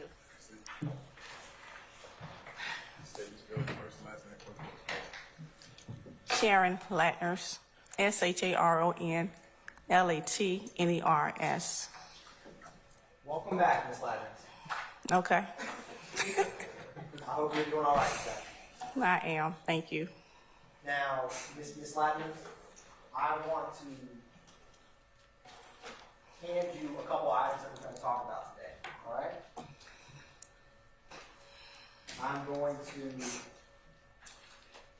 I'm approaching the witness with State's Exhibits 122 Charlie, which includes subsections Alpha, Bravo, Charlie, 120 Charlie, 121 Charlie, and 122 Charlie, subsection Delta.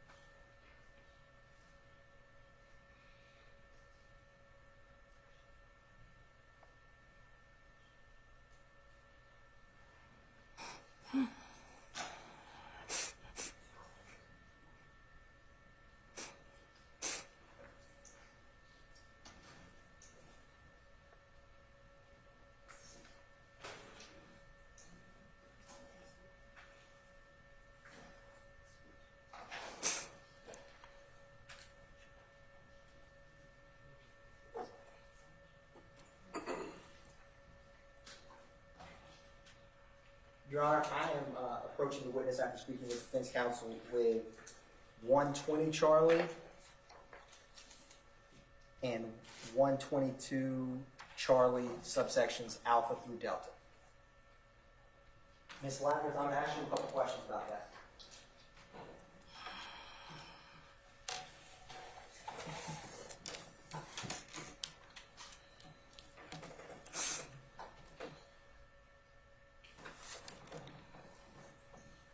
Ms. Lathers, what are those items? You have a copy of the CAD report. You also have audios for two CDs. And how do you recognize those? The CAD report has my initials on top, my initial with my name. The audio has my initials on them. Are they a fair and accurate depiction of the CAD report and the radio traffic related to this incident? Yes. Your Honor, at this time, the state moves to admit into evidence State Exhibits 120 Charlie and 122 Charlie subsections alpha through delta.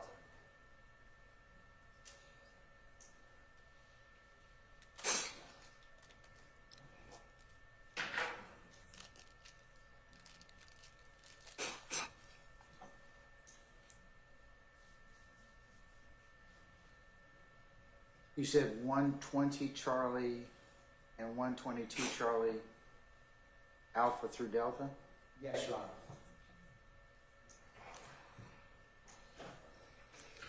Honor. All right. Counsel, is any objection from states to states 120 Charlie or 122 Charlie subsections A through delta? No objection to those, Your Honor. All right, they're admitted and may be published as you see fit. Thank you, Your Honor. Ms. Lathers, I'm going to publish and talk about 120 Charlie.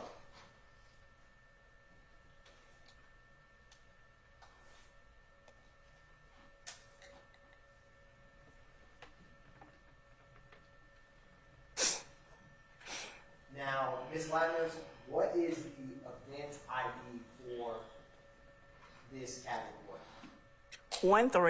132541038. And what date was this generated? September 11, 2013. What time was the call initiated? 10:40 a.m. hours. And what time was the call received? 10:45 a.m. hours. What was the location, Ms. Lathers, of this call? 2614 Old Hateville Road, Southwest, Apartment 6, Atlanta. And what zone indeed was this call in reference to? Zone 3, 310's beat. Now, Ms. Lathers, up at the top, it says 4-5 larceny. Can you explain what that means? It's, larceny is someone car broken into. That's our sentence for police. And is that the call type and description of this initial call when it came in? Yes. What time did the first responders arrive to this call? 10:46 a.m. hours. And who were the primary units that responded to this call? Unit 2310. Who are under primary unit? Was there any additional officers that assisted?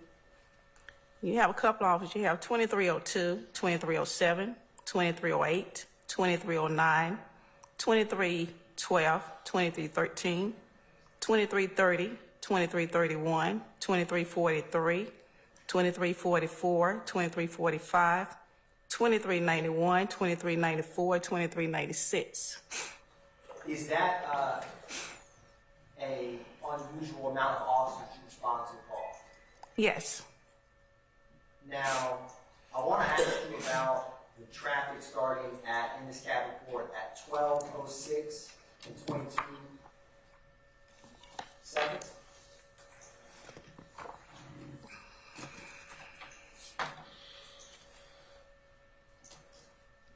Are we looking on the second page?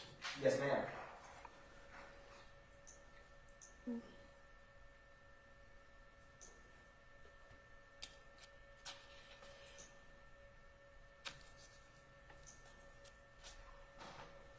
Now, Ms. Lathers, leading up to 12:06, Can you explain what this CAD report is indicating in terms of what the traffic, how we got to 1206?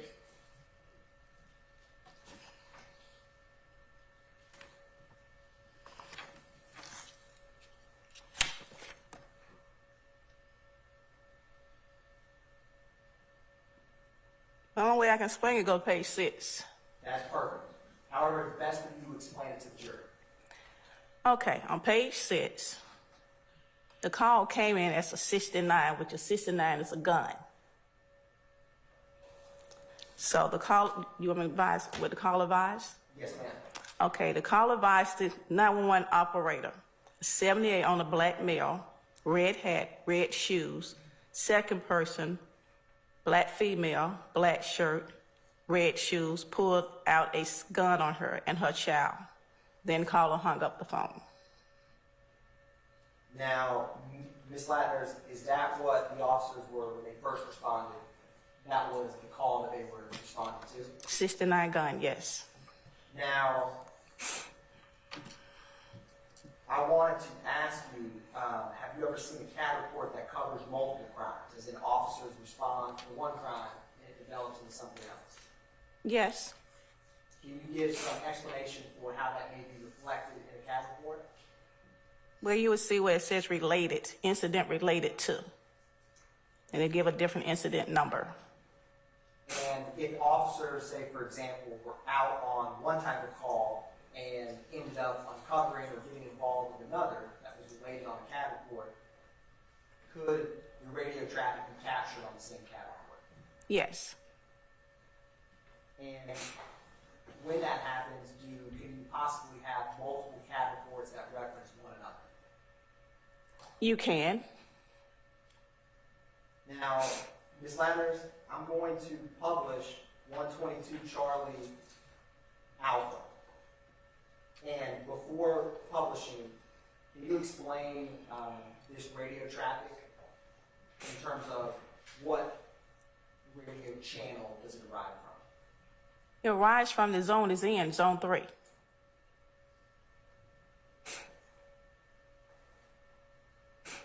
Publishing.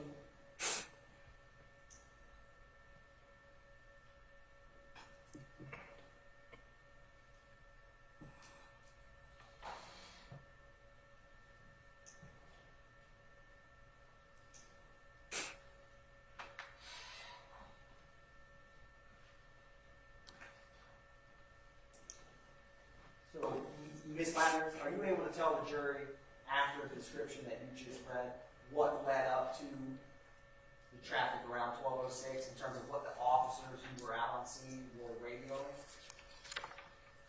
Not looking at this CAD. No, I will listen to the audio. That's what I wanted to do. I'm going to publish State's Exhibit 120 Charlie Alpha.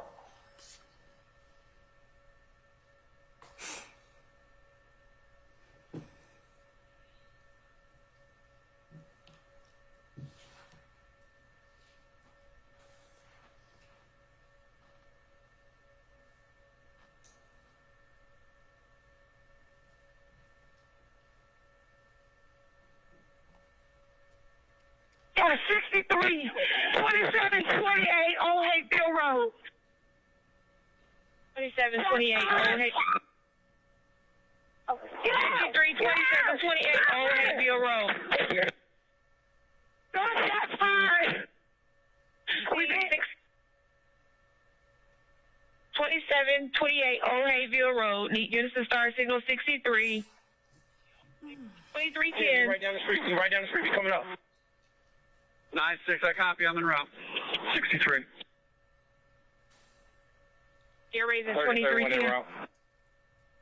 Radio, got one. Got one subject. What about holding one subject. 20. Now, Ms. Latner, you previously testified about priority responses to different types of calls. What type of response would shots fired over the radio get within APD? You said priority? Yes, ma'am. 0. And can you explain what a priority 0 would cause to be kicked into action?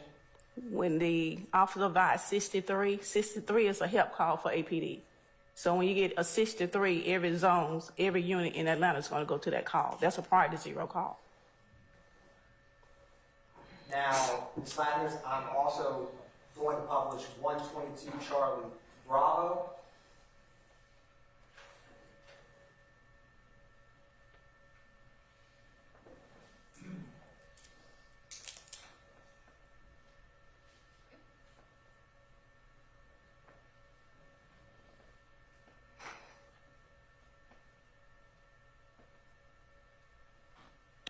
The radio. Go ahead.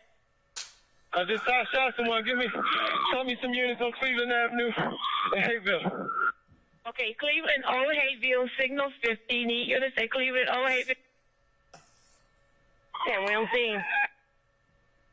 96, I need you to set up a perimeter. What do you got? You start a 4 over there. He was shooting at someone. One unit behind the corn laundry on Cleveland Avenue.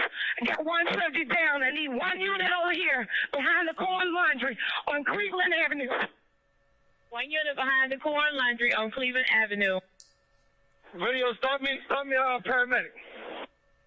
See, 4's en route. I'm having a 32-year-old black male. She appeared to be shot in the back. Radio received. 5301.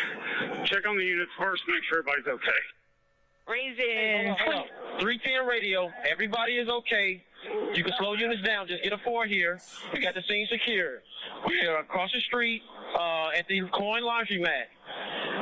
Cleveland and Hayesville. I get a physical location. Slow everybody down. Stay back. Stay back. Okay, radio received. All of this. Radio. 96, copy. I'll be with you in about 1 minute. Okay, unit stand by. 5301 to radio. 5301, go ahead.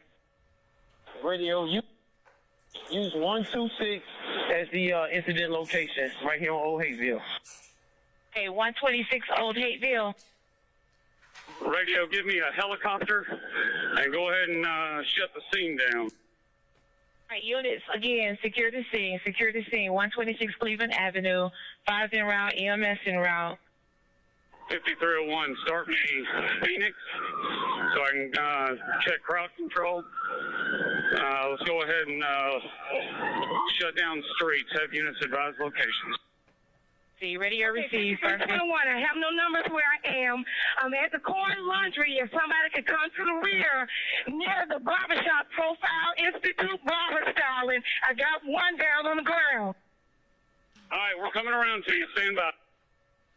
310 coming to you. 310 coming to you right now. My subject on the ground. We're with her. We're with her at the Dollar King. Receive. Advise on the mail secure. So far, radio, they're gonna be 3 males so far. 312, we're gonna have 2 over here. 3 males detained. 301, go ahead and put somebody down on the back side going down. What street is that? All right, we got somebody in the back of Profile Institute.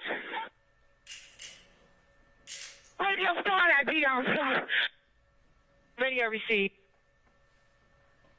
6-star homicide also. Radio received. 4135 is homicide. We're en route. Is this an officer-involved shooting or just 50 between 2 subjects? Radio code 4063. All units are okay. Code 4063. 96, can you shut this down? I need Cleveland shut down at, let's see. Have them shut it down in Macon and have nobody else come past eastbound from the interstate. Have them turn around. 5301, that's affirmative. Shut down Cleveland from Macon to the interstate. Also, shut down Old Hateville from Macon up to Cleveland. I need 4 units shutting down the system. 301, I shut in Cleveland, coming westbound. 96, I need Old Hayfield shut down. Shut it down by those apartments. 307, I got Old Hayesville shut down on the south side by the apartments, 2700 block. Receive. All right, everybody stand by. Locate Investigator Robertson L. Stand by, I'm with him. All right, everybody is safe. We've got one person in front of the Dollar King under arrest. We got 150 at the laundromat. Do we have anybody else?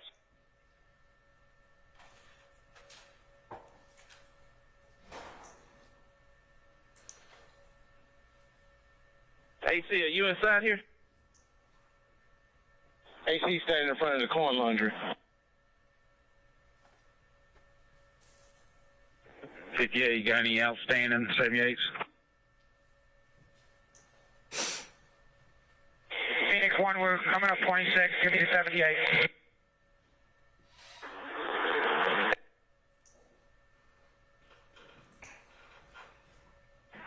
I think we have all the perps in custody. Stand by and I'll confirm that again. 5301, notify homicide and OPS. Need a OPS unit over here.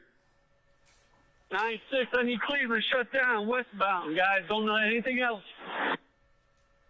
Shut down, we got it. Appreciate it.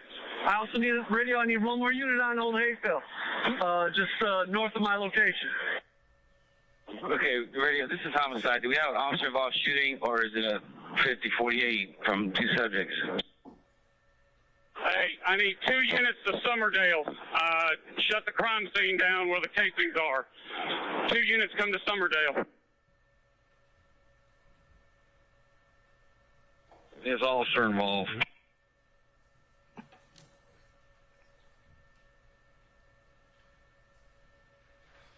Got it.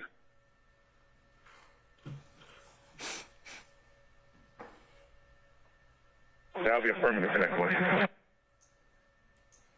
Phoenix 1, we're 26. Raise the supervisor and ask him what he needs for us to do.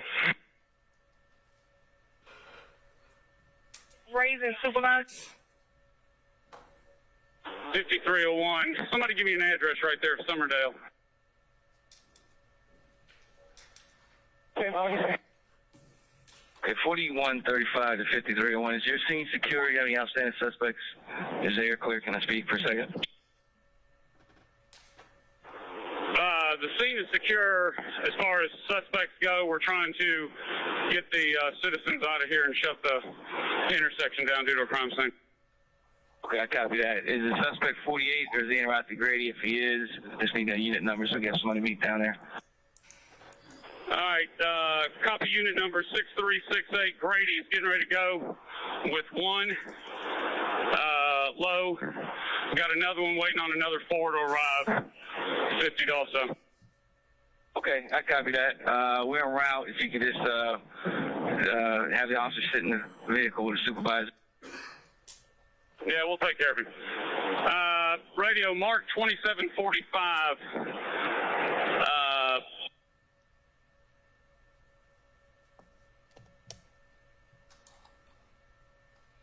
Mark 2745, Old Hateville, Summerdale Apartments as the initial location. Make sure that we have that scene secure over there. See, make sure units you secure 2745 Old Hayesville, Summerdale Apartments. Is it related to 2310's call that she's out on? That's affirmative. That's where the initial scene took place. Suspects then came over to the laundromat at the intersection. 4012 zone 3. Is any outstanding suspects out there? Y'all got everybody. 5301, we believe we got all 3. 412 Fusion, we copy. Y'all got everybody, guys. 5301, Rays, Phoenix. Go ahead, sir. And Phoenix 1, when you get a chance, I'm going to need a unit north of Cleveland on Old Hayfield. You're still having traffic come down there. I don't see anybody down there. But go ahead, sir.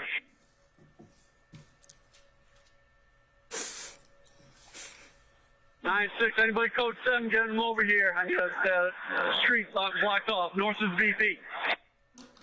See, north of the VP, need some units at that location. 94 ready. We are exhausted on units. Ready to see if we can get some help from motors, please. Radio, so if we get some help from motorists on blocking down some of these intersections. They're down here, Sarge. We're sending them up. Phoenix 1, okay, I need somebody at Old Hayfield and Judy Lane to turn the traffic around. Any traffic coming southbound on Old Hayfield.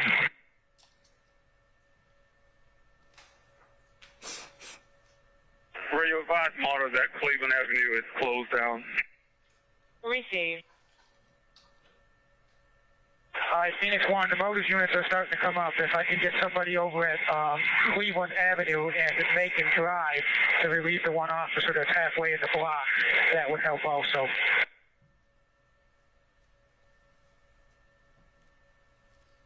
Need units at Cleveland Avenue and Macon Drive.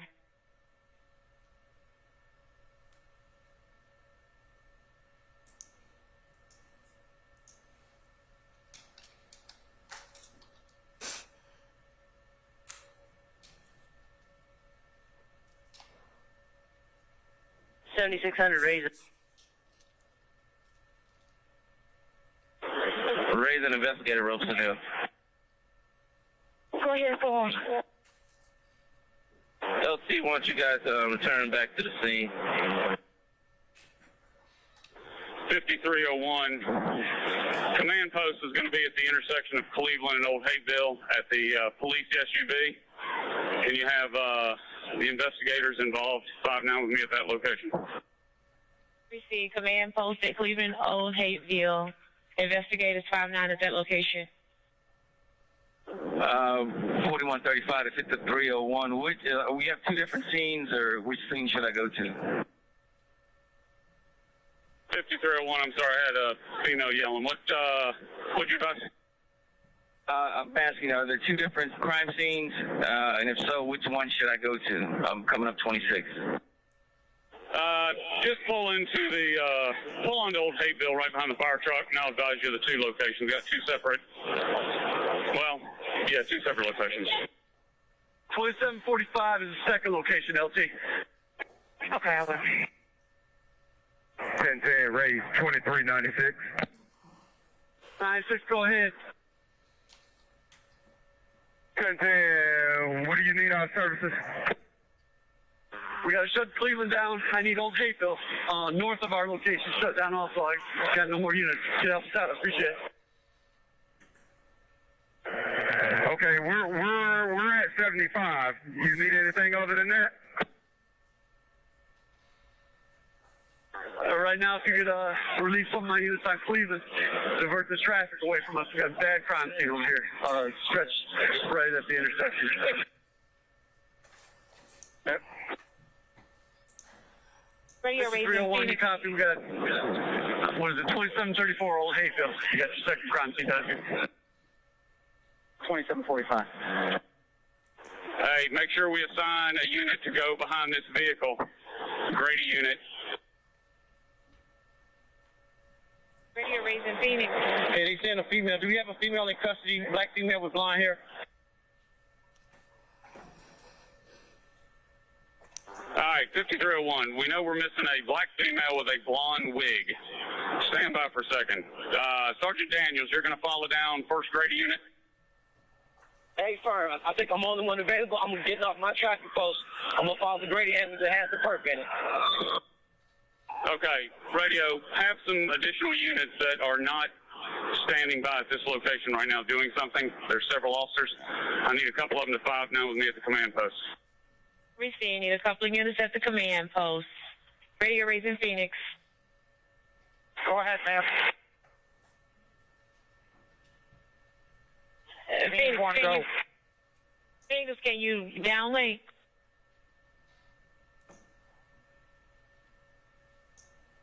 Hey, Phoenix, do me a favor. We had two ambulances leave the location. Patrol car is going to be behind one. I need to know where that other one is.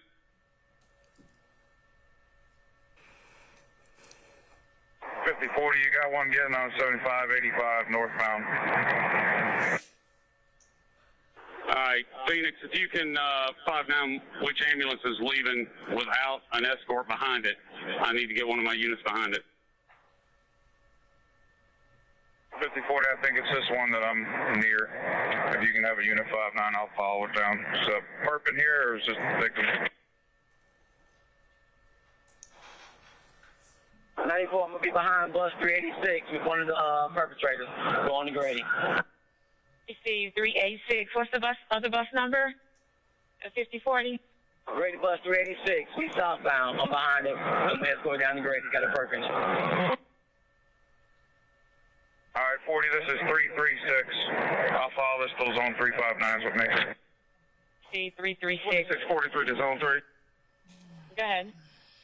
I saw a Grady unit leave, but no one's following it. I'm going in the same direction. You want me just to follow it until it gets to the Grady and somebody come relieve me?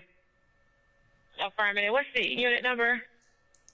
I'm 2643 on zone 6 Boulevard unit. I came out to assist, and so now I see it leaving. I can follow it until somebody comes and relieves me. Okay, what's the Grady unit number? I'm a little bit behind it. Give me 1 second. I'll catch up. Stand by. Radio to Phoenix. You copy, enter the downlink. Phoenix 1, that's affirmative. I'm getting it up for you. Let me know when you get a picture. Be advised, we got a female still outstanding with a blonde lace wig on the front. Don't have a clothing description. Receive an outstanding female with a blonde lace wig.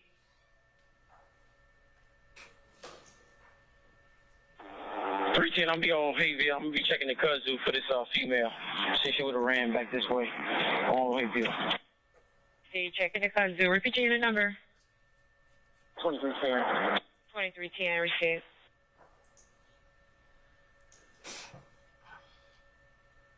Zone 3 right on the side. Bus 336. I see a unit behind it now. I guess they might be checking over. Receive. Go ahead and code for it. 5040, that's me. I'll stand by for zone 3. See, unit to be en route with the 5040 to Grady.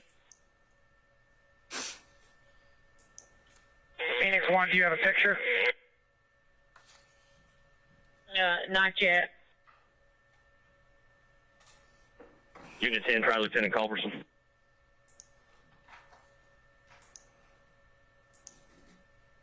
Raising Lieutenant Culberson.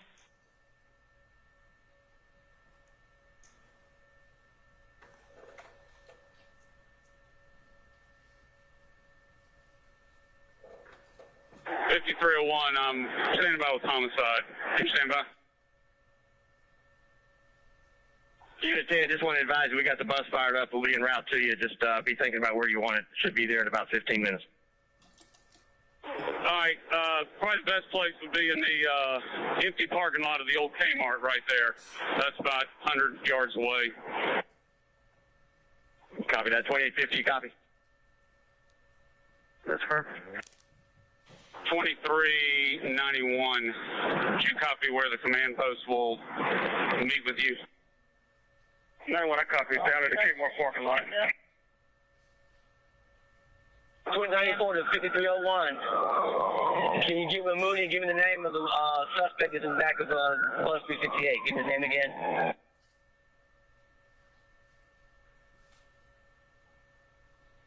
.91 to Culberson.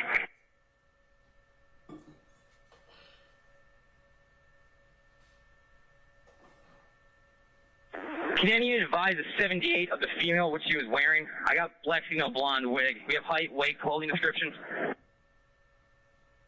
All right, repeat the description again. I need to get a good description. I got black female with a blonde wig. Can we get a height, weight on her, clothing description? Negative. She was a driver's. All we know. We never saw the physical height of her. If you got one detained, can you bring it this way? Porter can identify her. Yeah, we're going to start canvassing the area right now. Her last direction of flight. Okay, somebody said that she jumped over the fence. I don't know how.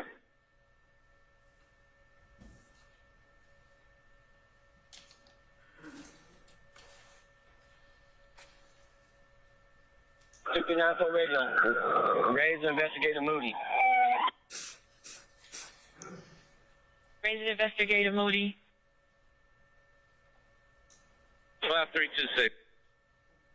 Give me the name of this perpetrator, please. Give me the name of this perpetrator. It's in the back of the Brady bus. I'm sorry, Sarge. Say that again. I couldn't hardly hear you. Hey, Sarge, I got you. It's Frederick Prothero, and the other one is Walter Murphy. Frederick Prothero and Walter Murphy. Got Walter Murphy. What's the second one? One is Murphy. The other one is Frederick Prothero. Okay, got that. Ready? We're coming up 26 and Grady Radio. Receive.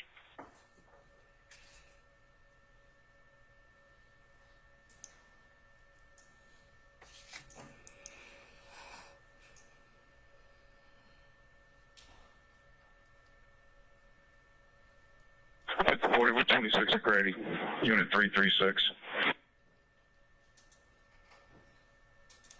Phoenix 1 radio, just to advise you that news media is going to be 26 also. The media's on the scene. Phoenix 1, did you receive a picture?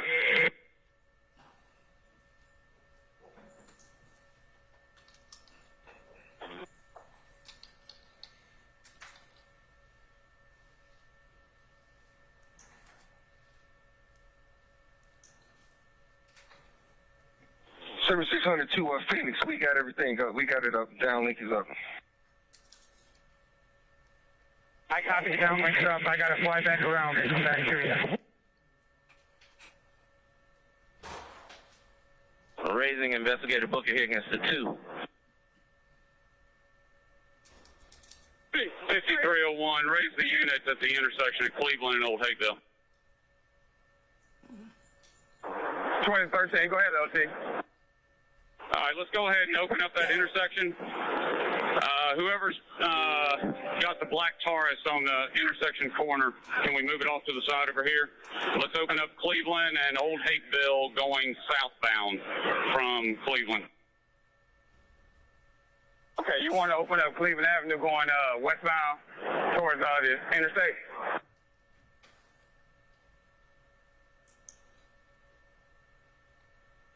I got 9637. 7. You got your car up there with you?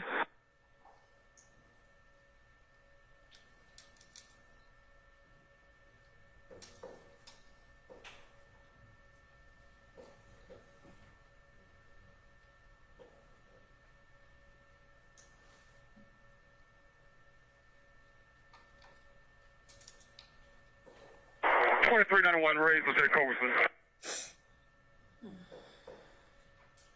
Stand by, sir. Go ahead for him, LT. Confirm he wants to set up a command post here in this parking lot below churches in the Kmart parking lot.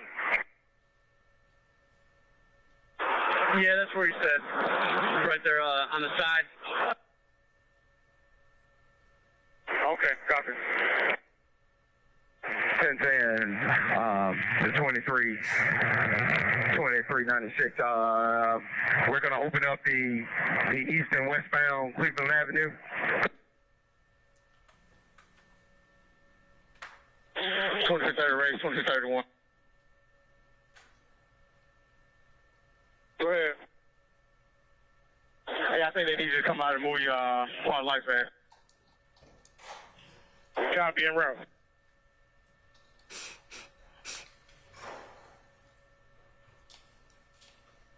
1010, Zone 3 Supervisor, we're getting word that you want to open up Cleveland Avenue.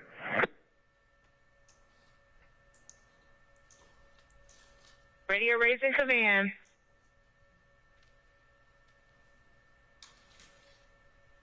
Lieutenant Culberson is incident commander at this time. Raising 2391. 5301 or 2391, go ahead.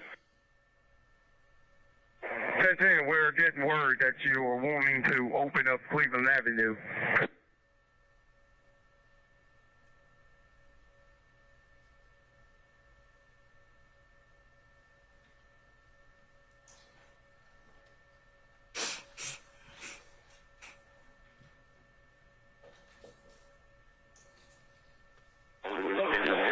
5301, Captain Grucci is requesting that the command post move up to Old Hapeville between Cleveland and Mount Zion area, right here by the McDonald's, so we can open up Cleveland Avenue.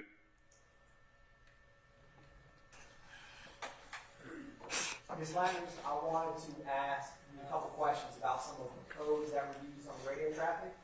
What is a 4? Ambulance service, greater ambulance. And Ms. Landers, what is outstanding 78s? It's a description of the perk they're looking for. What is a code 4063? 4063? Yes, ma'am. That's not a code. What is a 40? 40 is a dog. 4063 is a help call. Help call. And Ms. Landers, what is a signal 50? Person shot.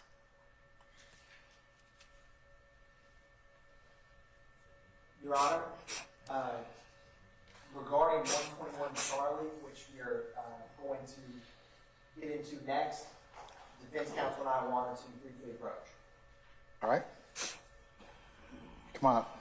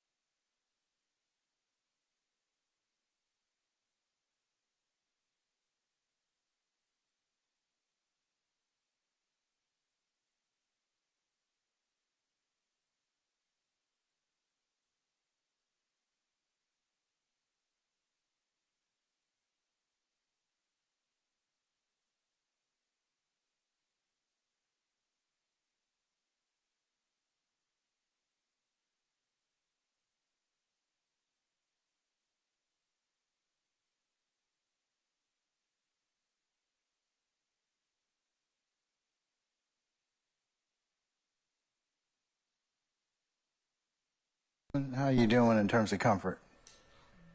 Anybody? Oh, there's always somebody. Okay, before we go ahead and continue councils, I think we'll go ahead and take a comfort stretch break. Let's just take 10 minutes. Ladies and gentlemen, we'll be in recess and we'll see you all in about 10 minutes, okay? All right, all rise.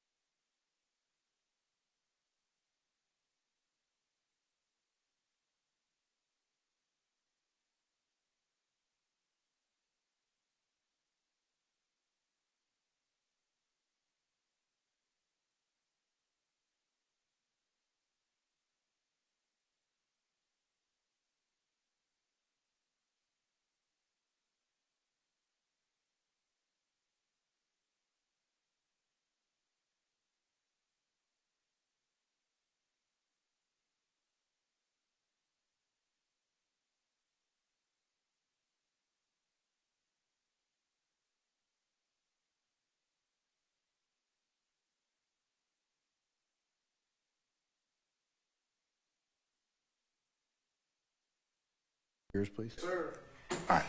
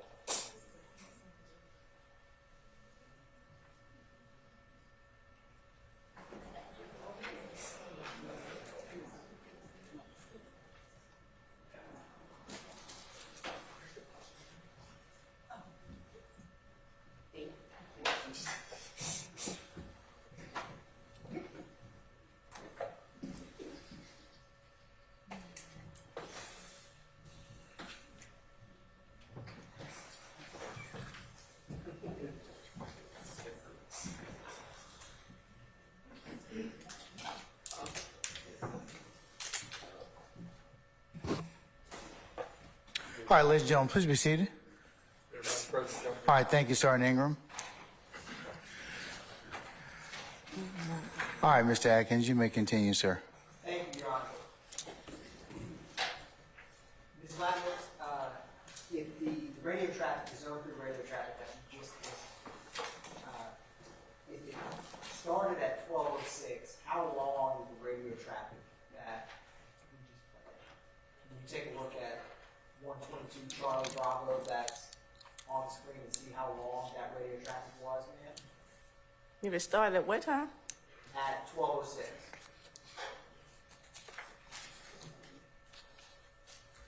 I'm not gonna be able to tell you how long the radio traffic went.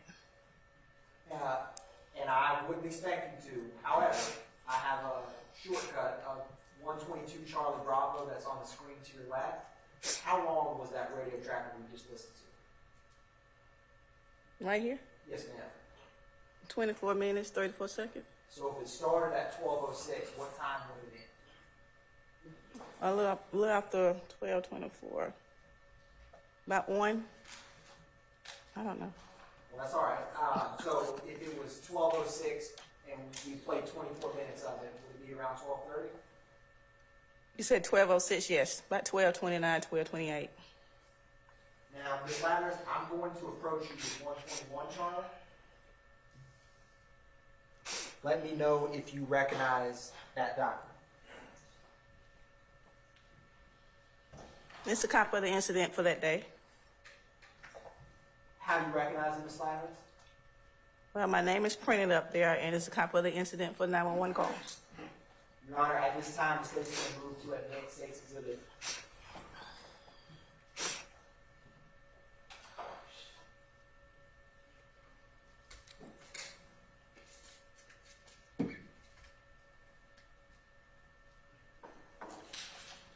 Your Honor, at this time, the state moves to admit into evidence state's exhibit 121 Charlie. All right, any objection to 121 Charlie? All right, it's noted, and I'll admit it over objection, maybe publish as you see fit. Thank you, Your Honor. Publishing 121 Charlie. Ms. Ladders, I want to talk about this. So what is the event ID, or I should say incident number for this CAD report? 132541308. And what date was this? September 11, 2013. And going through this CAD report, what time was this call initiated? 12:32 p.m. hours. What was the location? Old Hateville Road at Cleveland Avenue, Southwest Atlanta. Now, up at the top, what was the call type and description? It shows a 39 on the 25. It's information for the office advising shots fired in the area. Now, looking at the CAD narrative, Ms. Ladders, at 12:36, can you describe what, or can you help explain what it starts with CLR and then ADV? Can you read that and describe what that means? Call advised in Building C. Perp who was seen shooting is hiding in this home. And right underneath that, Ms. Lattner, what is it that starts with unit? It shows request unit to check and advise. Call advise her friend, her female friend is not answering the phone from that location. And Ms. Ladner's, it also has RI, and it says related to, and it has numbers ending in 1038. Can you explain for the jury what that indicates? It indicates sometimes we get more than one 911 call from the area, from the location. So the operator creates another incident number, but she related to the first incident 911 call that came into the center. And Ms. Ladner, if you look at those numbers that end in 1038, and can you look at what we've already talked about, 120 Charlie, and I want to ask you if they are the same or different.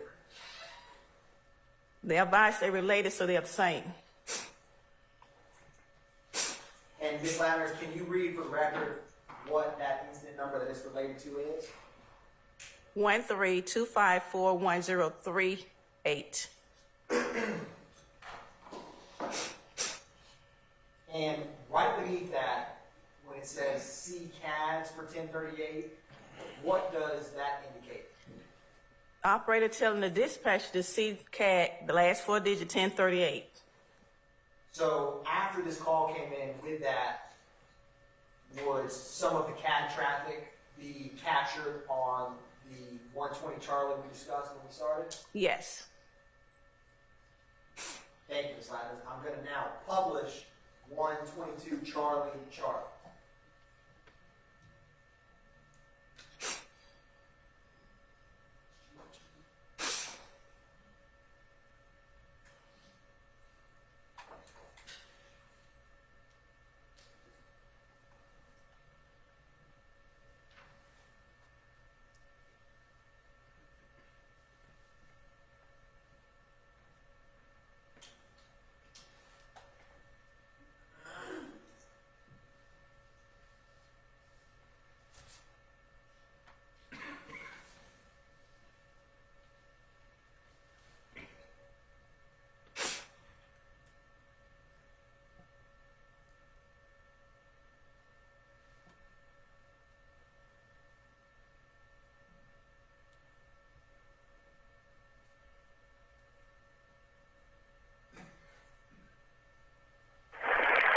Atlanta 911 operator 6197. What's the address of the emergency? It's not an emergency. The guy that shot the guy who had Cleveland Avenue, he's in my friend's apartment, and she's panicking. She don't know what to do. Okay, what's going on?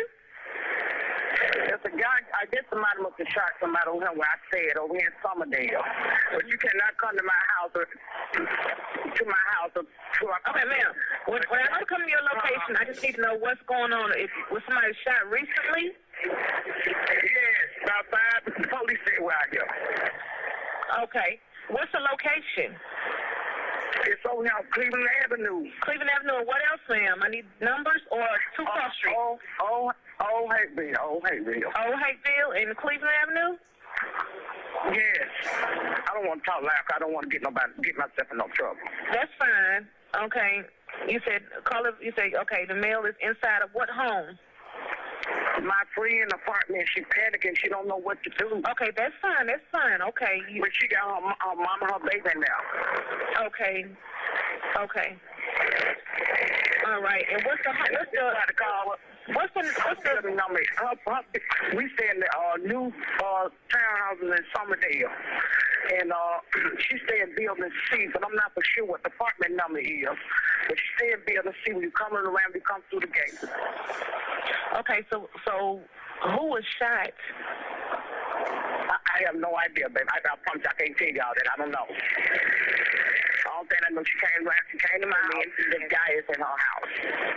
So I don't know how y'all can do that. I'm trying to get her out the house, but she wants her phone now. Okay, all right. Okay, so you saying the female won't answer the phone? I just tried to call her phone. And she got her baby and her mama now. Okay, all right. And do you want to leave your name or number? No. Okay. Please don't call me that. Yes, ma'am. He know my children. No. Okay. All right. I want to come back and retaliate this thing. Okay. What's the apartment or the duplex name? It's Summerdale Townhouse. post number there. They're the new one. Okay, is there a gate code to get in? Never call it now. You got to have a gate code to get in, but the back gate is open. Okay. Everybody's standing out here. Okay. Okay, we'll get somebody out. Yeah, I'm trying to get her out the house on the mama, but they want the phone now. Okay. She don't know what to do. She panicking. Okay, but she's in the building C, correct? Building C. When you come around, when you come through the gate, come around. But I'm not for sure what the number is on her apartment number. All right, we'll get somebody out, okay? All right, please don't tell us how to make the call. Yes, ma'am. We won't. They won't call you back, and I don't have your name. All right, thanks. All right. All right.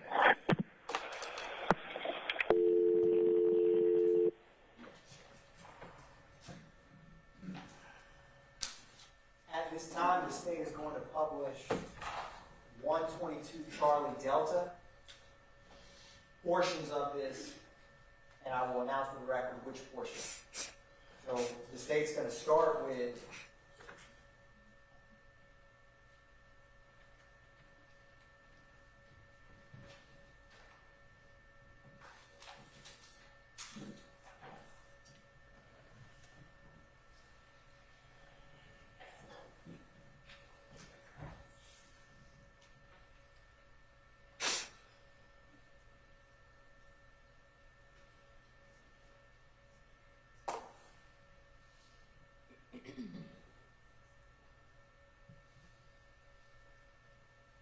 Ms. Latner, before I play this, I wanted to ask you, what time did the 911 call we just listened to come in? 12:32 p.m. hours. Thank you, Ms. Latner. The state's going to publish 5:38 to 6:15 on 122 Charlie Delta.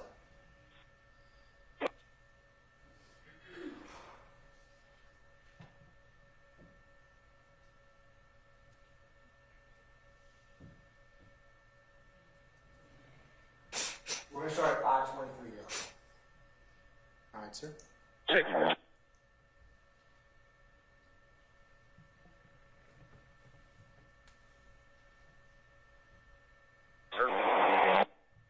Hey, Booker, you up?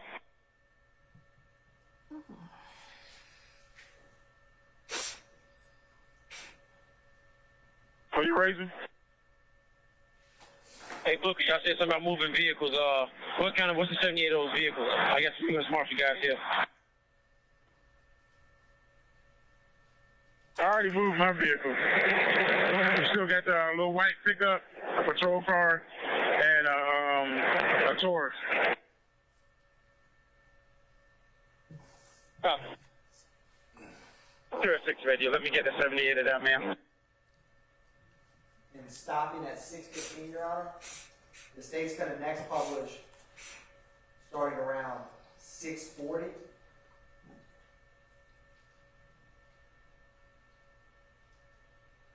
And stopping at 7 minutes and 30 seconds. Starting at 6:34, Your Honor. 2305, are you clear? 05's just about to pull in with you. I'm clear. Send me where you need me. Receive, bye. Radio, raise on scene commander out there on the shooting. Raise to 5301.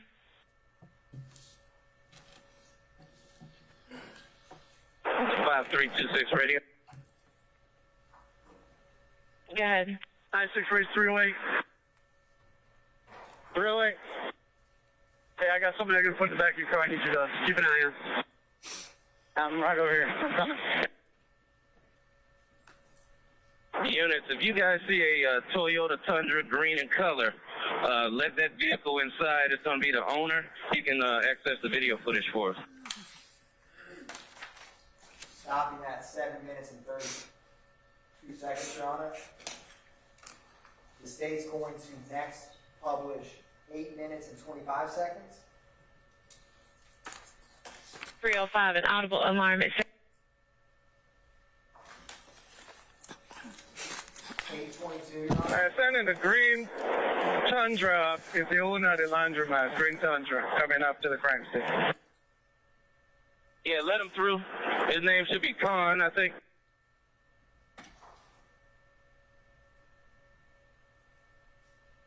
Hey, let him up. Let him up here. That green Tundra, let him up here.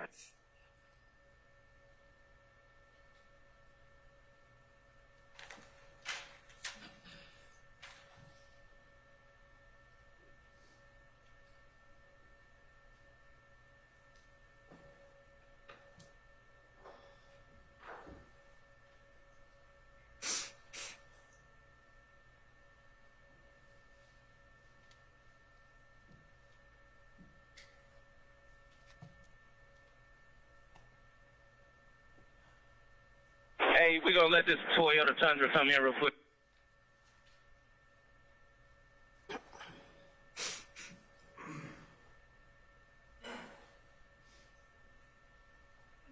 And stopping at 9:28, the state's going to now publish 14 minutes and 10 seconds to 14 minutes and 35 seconds. Starting at 14:03. Okay, command, can you advise if we need to set up a separate channel for this incident? Hey, what time does call come up, radio?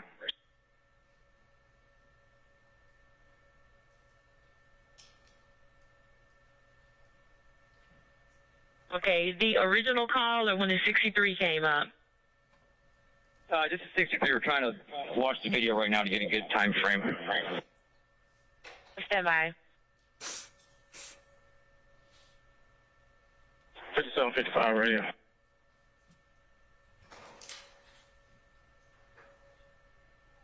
$57.55, go ahead. Around the 29 at Price Middle School, 3 girls detained. Price Middle School, 3 girls detained. 305 and 26. 305, 26.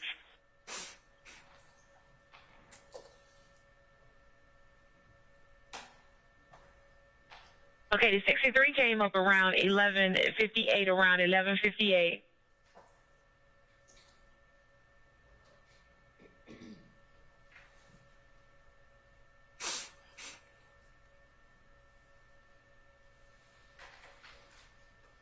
And going to publish at 16 minutes and 50 seconds. Oh, and stopped at 15 minutes and 24 seconds.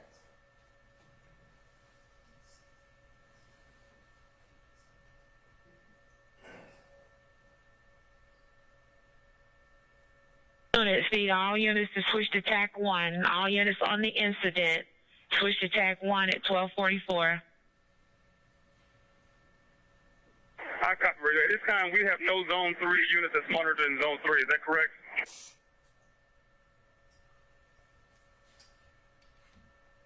For the record, Your Honor, we started that at 16 minutes and 45 seconds and stopped it at 17 minutes and 4 seconds. Okay.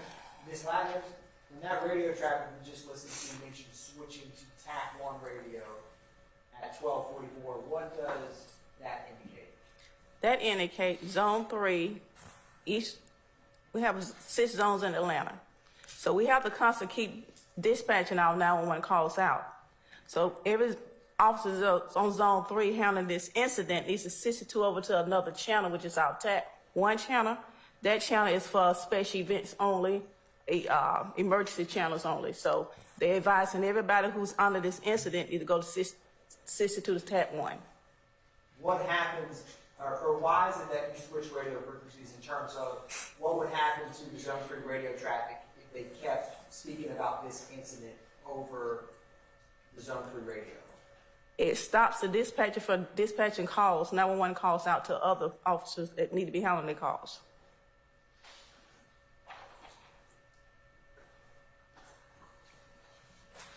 And Ms. Ladner's, are all of the comments that we played with 122 Charlie Delta, are those after the 911 call that we played? Yes. And is some of the radio traffic because it switched to tack on reference other crimes unrelated to this incident. Yes. Thank you very much, Ms. Ladner. No further questions from the state, Your Honor. All right. Cross? Yes, sir. All right, go ahead.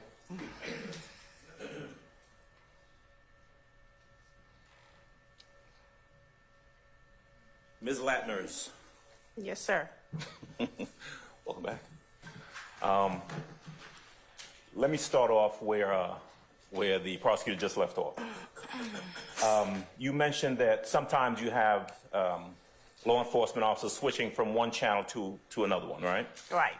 And because of that, sometimes you may have or you may hear on radio traffic on a particular channel a call that doesn't have anything to do with the particular incident that had been being discussed. Is that correct? All right. So when you started your testimony and we were showing that CAD report, I remember that had the phone call about black male in a red shirt and red shoes and a black female in, I don't know, red shirt and red shoes or something like that. That had nothing to do with the other call that we've been talking about. Is that true? They are related. Okay. They were related? These two calls? The one that was at 10:46 or 10:40 something in the morning was unrelated to the call that started around 11:58. Isn't that true? Well, according to the CAD report, the officer advised his dispatcher these two calls are related. Okay. The officer thinks it was related. Well, he advised his radio dispatcher. Okay.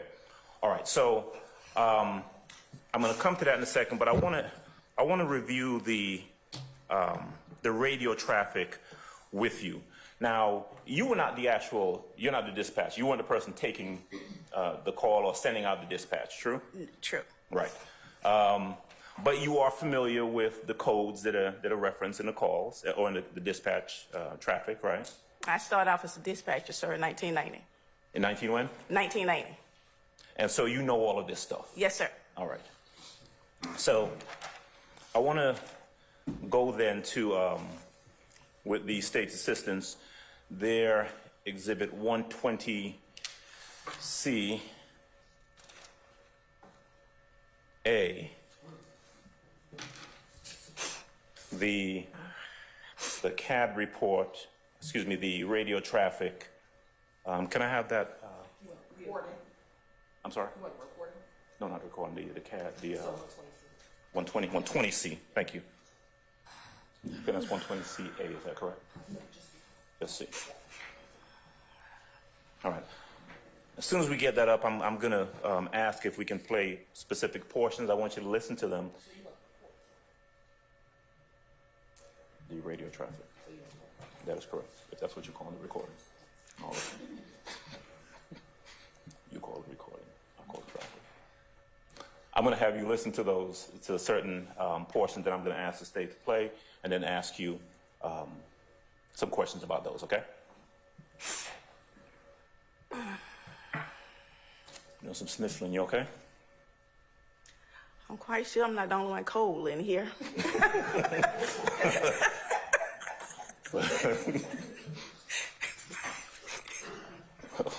Thank you.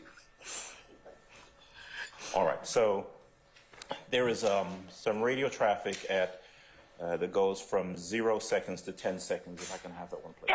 63, 27, 28, Old Hayfield Road. 27, 28, Old Hayfield. 63. Let's go to 40 seconds. Yes, please.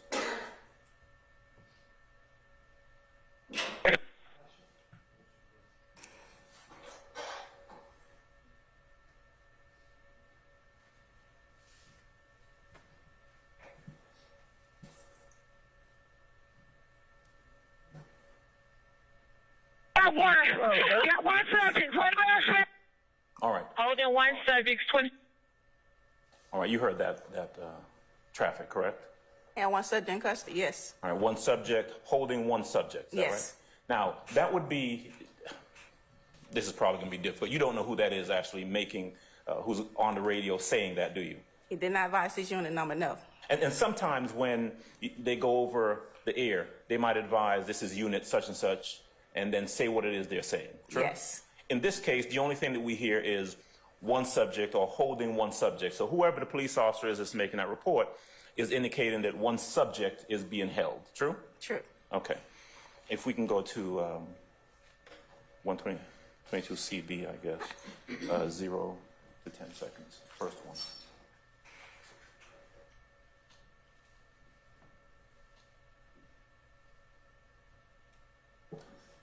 And of course, as the radio traffic is coming in, I mean, this is happening, it's being relayed as it happens in real time, right? Real time. Okay. Yes. 22 the radio. Go ahead. I just shot someone. Tell me some units on Cleveland Avenue in Hayville. All right. Okay, Cleveland, only. Am I correct that whoever's over the radio at that point just indicated that, quote, they had just shot someone? Yes, sir. Okay.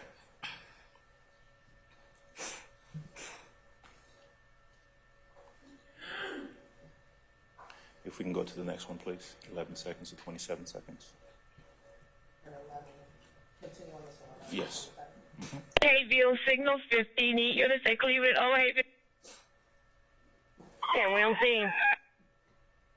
9-6, I need you to set up a perimeter. What do you got? You start a 4 over there. He was shooting at someone. All right. Now, I want to focus on the last part of that. Whoever's making that statement over the radio is indicating that, quote, he was shooting at someone. True? True. Okay. Now, I want to jump forward a little bit, down to 1 minute and 31 seconds. Do you recognize any of these voices? No, sir. Okay, unit stand by. 301 to radio. 5301, go ahead. Radio, use 126 as the incident location right here on Old Hayville. Okay, 126 Old Hayville. Radio, give me a helicopter and go ahead and shut the scene down. All right, units, again, secure the scene, 126 Cleveland Avenue, 50. Ms. Latner, when the person says in that call, radio, give me a helicopter, is that someone asking, I don't know who they're asking, but asking someone to dispatch a helicopter to assist with this call? Atlanta has its own helicopter units. Okay. So they're asking to start the helicopter units to that location. Is the helicopter unit or a helicopter referred to as Phoenix? Yes. So when you hear someone on call saying something about Phoenix or dispatch Phoenix, they're talking about sending out a helicopter to assist? Yes. Okay. How many helicopters did Atlanta police have back then, if you know? We used to have 2. Okay. And then the person who's actually flying the helicopter would also have access to the radio traffic as well, correct? Yes, sir. They'd be able to, for example, describe what they're seeing or request information from those on the ground. Yes. Okay. Now, in this case, on 213, please. I want you to listen. Now EMS en route. 21. I have no numbers where I am. I'm at the corn laundry. If somebody could come to the rear near the barbershop Profile Institute barber styling. I got one down on the ground. All right, we're coming around to you. Stand by. 310 coming to you. 310 coming to you right now. My subject on the ground. We're with her. We're with her at the Dollar King. Okay. Receive. Advise on the mail secure. All right. Now, you've heard that person saying, and that sounds like a female officer, am I correct? It is. Saying that I have one on the ground. Right. Generally speaking, would that mean that the officer has someone in custody or apprehended on the ground? She advised she had one on the ground. Okay. And then if I'm correct, you hear other officers responding saying they're coming to that location, true? Correct. Okay. Now, on the next bit of traffic that comes over at 242, please. I want you to listen to this, if you would. So far, radio, they're gonna be 3 males so far. 312, we're gonna have 2 over here. 3 males detained. 301, go ahead and put somebody down on the back side going down, what street is that? All right, we got somebody in the back of Profile Institute. All right, now, in that piece of radio traffic, you did hear where them say we've got 3 males so far. You heard that, correct? Correct. And am I correct that you have one officer saying we have 2 over here, and we're going to have 2 over here, something to that effect? One said we have 3 males down, we have 3 of them. Then one said we have 2 of them. Okay. Now, obviously you're not there, but you're listening to the traffic, and the only thing that the police officers generally are going to be relaying over the traffic is what they're observing or what they're doing at the time. True? Correct. All right. So in this case, when the officer, one officer says something to the effect of, we have 3 males so far, you would presume that's what that officer either knows or is observing at the time. Correct. All right. Let's go to 410, please. Actually, I'm sorry, 434.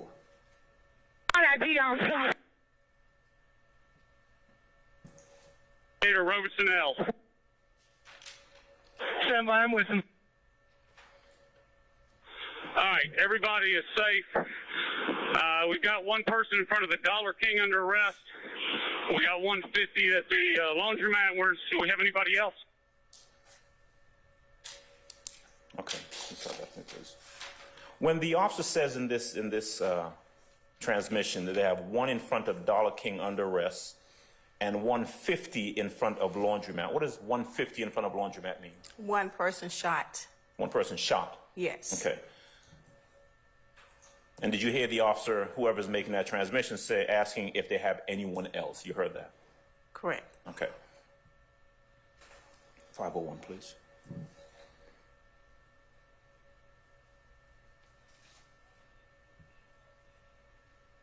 AC standing in front of the corn laundry. 58, you got any outstanding 78s? Phoenix 1, we're coming up 26, give me the 78.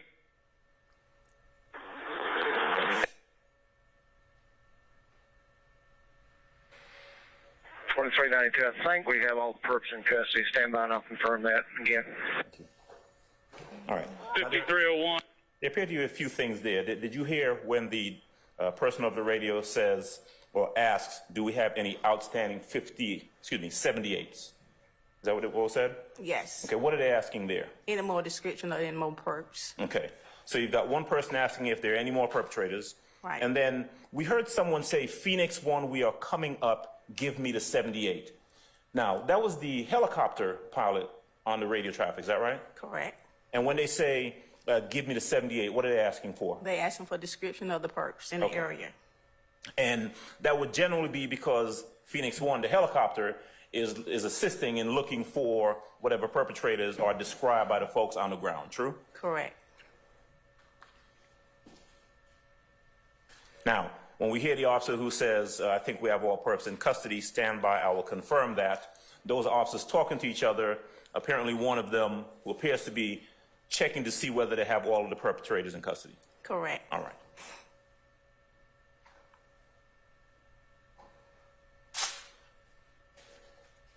I'm going to go to 656, please.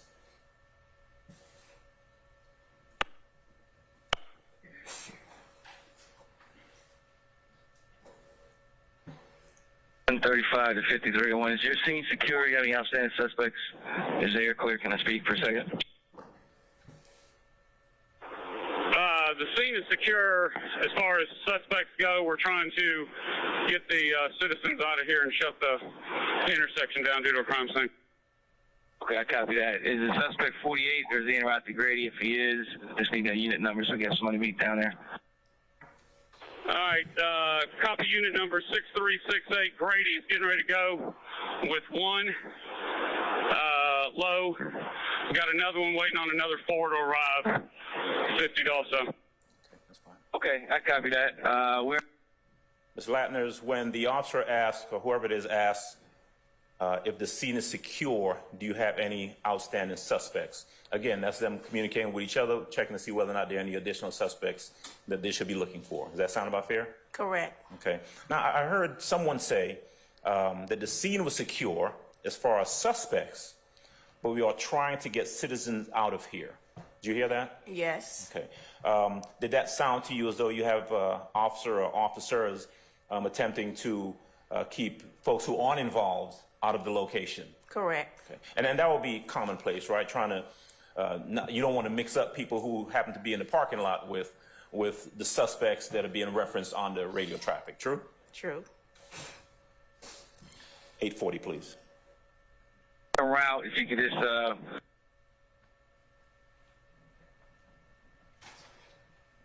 all three. 412 Fusion, we copy. You have everybody, guys. 5301 Rays, Phoenix. Go ahead, sir. And Phoenix 1, when you get a chance, I'm going to need a unit north of Cleveland on Old Hayfield. You're still having traffic come down there. I don't see anybody down there. But go ahead, sir. Stop that here, please. All right. Now, we hear again on this, at this location, at this time, on the radio traffic, them asking, or someone saying that we believe we have all three. You heard that, correct? Correct. And then we hear, is that Phoenix, the helicopter pilot we hear again, who's saying that, well, first they try to raise Phoenix. You heard that? Correct. And then Phoenix responds and says, I don't see anybody down here. Correct.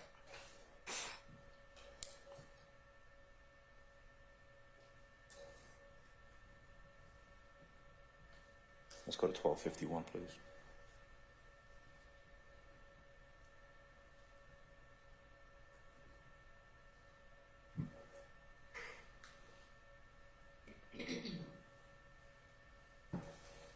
Radio raising Phoenix. Hey, they saying a female. Do we have a female in custody? Black female with blonde hair? All right, 5301. We know we're missing a black female with a blonde wig. Stand by for a second. Sergeant Daniels, you're going to follow down first. All right. We heard several voices there. You did hear a female voice, officer, initially asking if we have a black female in custody with blonde hair. That would signify that that's what they're looking for. True?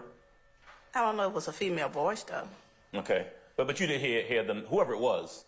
We don't know exactly which officer it was, but whoever it was, we hear them asking about if they have a black female in custody with blonde hair. You heard that? Correct. Okay. And you tell me if I heard this correctly. Do we hear a separate voice saying we know we're missing a black female with a blonde wig? Correct. And would I be correct in assuming that officers, separate and apart from what you're hearing on the radio traffic, are communicating with each other down on the ground? Is that generally how it works? They don't say everything over the radio, sir. Right. And so they could be, for example, receiving information, one officer from another one, and then relaying that information over radio traffic, right? Correct. All right. So you might have an officer who gets a description from another officer and then puts it out on the radio so that they know what they're looking for. Is that about fair? Correct. Okay. Let's go to 1540, please. Great unit.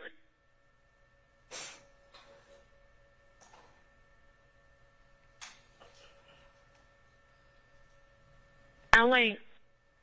Phoenix 1, that's affirmative. I'm getting it up for you. Let me know when you get a picture. Be advised, you got a female still outstanding with a blonde lace wig on the front. Don't have a clothing description. 1600, please. See the outstanding female with a blonde lace wig.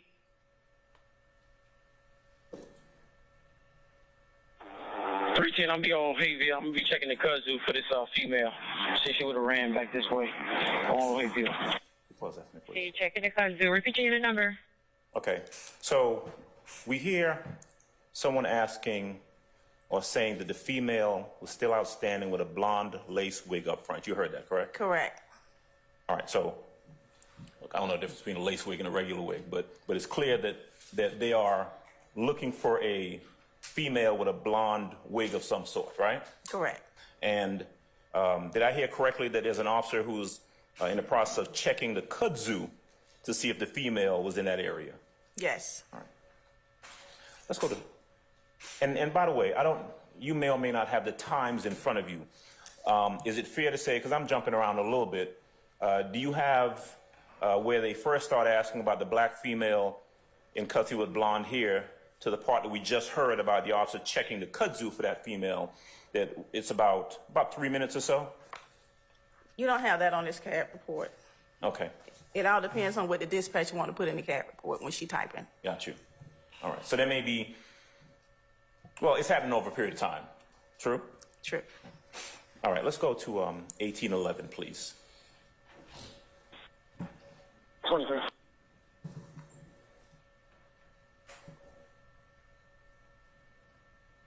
Can any of you advise the 78 of the female what she was wearing? I got black female blonde wig. We have height, weight, clothing description.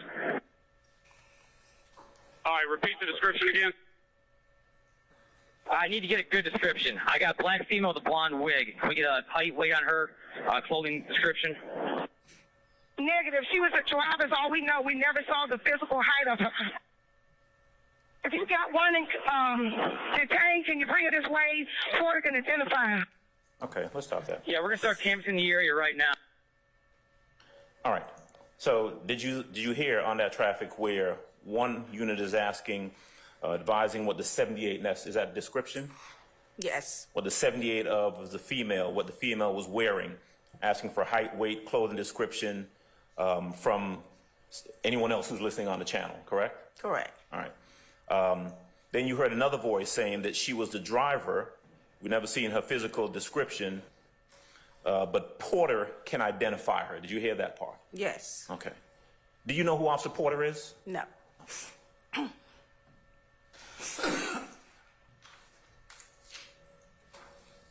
Do we know whether or not any of the voices on the radio traffic is Officer Porter?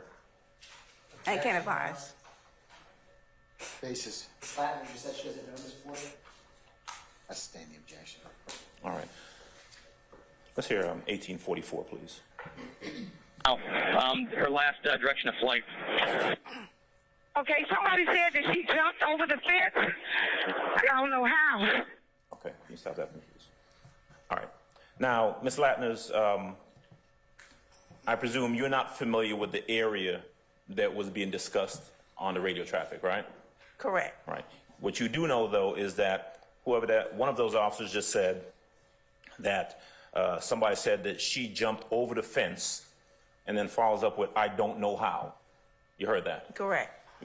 Just listening to the radio traffic, we don't know what fence they're talking about, do we? No, sir. We don't know if it's a regular fence or a fence with a big, huge barbed wire all around it. We don't know that. Don't know.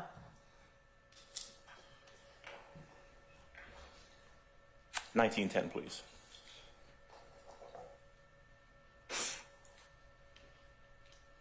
Investigator Moody. 5326. Give me the name of this perpetrator, please. Give me the name of this perpetrator. It's in the back of the radio bus. I'm sorry, Sarge. Say that again. I couldn't hardly hear you. Hey, Sarge, I got you. It's Frederick Prothro, and the other one is Walter Murphy. Frederick Prothro and Walter Murphy. All right, thank you. Got Walter Murphy. What's the second one? When they reference when the person is called references the name of the perpetrator in the back of the Grady bus, what is that? Is there a bus or a van of some sort that transports injured individuals to Grady Hospital? Like It's an ambulance. It's a what now? Ambulance. Ambulance, okay. And you did hear them reference the two names, Frederick Prothro and Walter Murphy, is that correct? Correct. All right.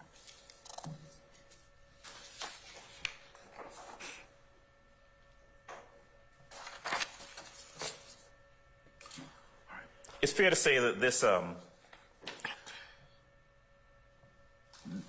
the CAD and the radio transmission that we're talking about here, the ones I've just read and asked you to, if you've heard and identified, goes from about close to 12 o'clock to about 12:30. Does that sound about right?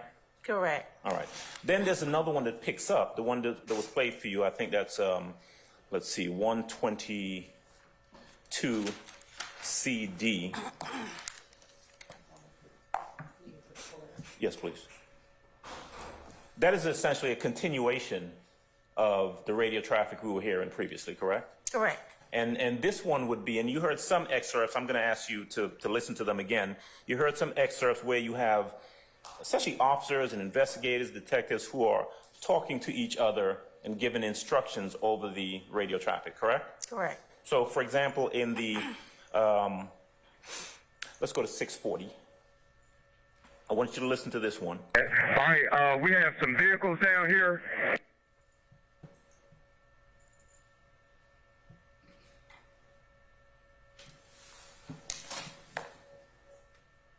2305, are you clear? 05, just about to pull in with you. I'm clear. Send me where you need me. Receive, stand by. Radio, Ray's on scene, Commander, out there on the shooting. Raise it 5301.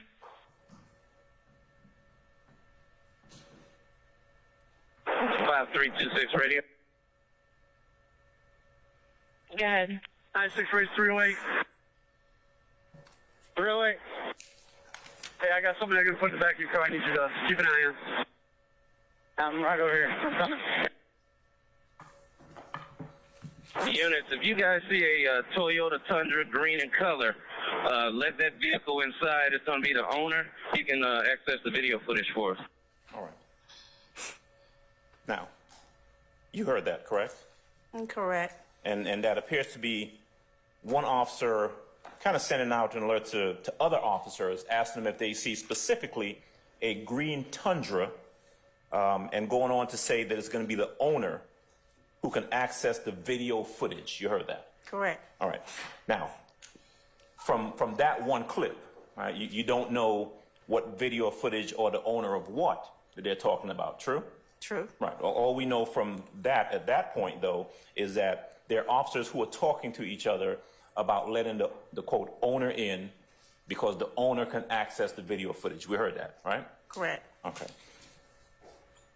If I can go to 825, please.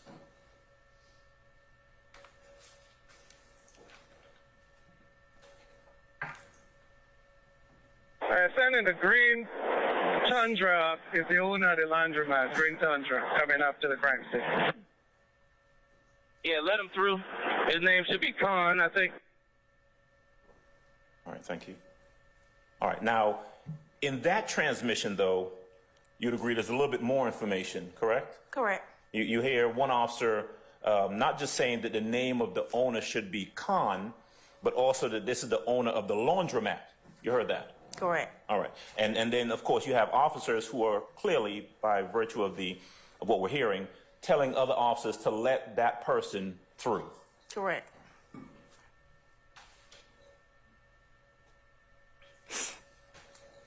Let's go to 1413, please. Hey, let him up. Let him up.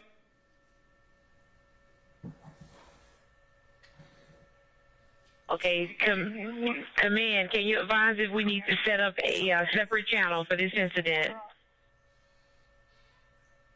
Hey, what time does call come up, radio?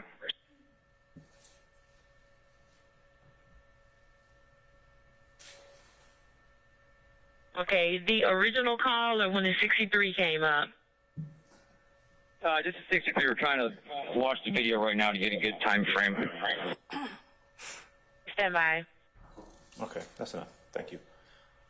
All right, now, that was about 20, 30 seconds or so, but what we heard in that one was one officer asking about setting up a separate channel, right? Correct. And then another officer asking about what time the 63 came in. Correct. 63 is? Help call for APD. Okay, and that's, of course, a help call that started this all together, right? Correct. All right, so this officer is asking what time that call came in, and did you hear him say that they were trying to watch the video right now? Correct. Okay, and then the, can I have 1508, please?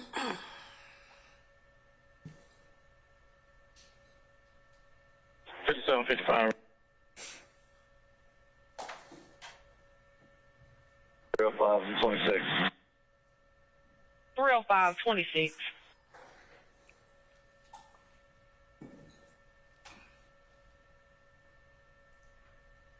Okay, the 63 came up around 11:58, around 11:58. All right.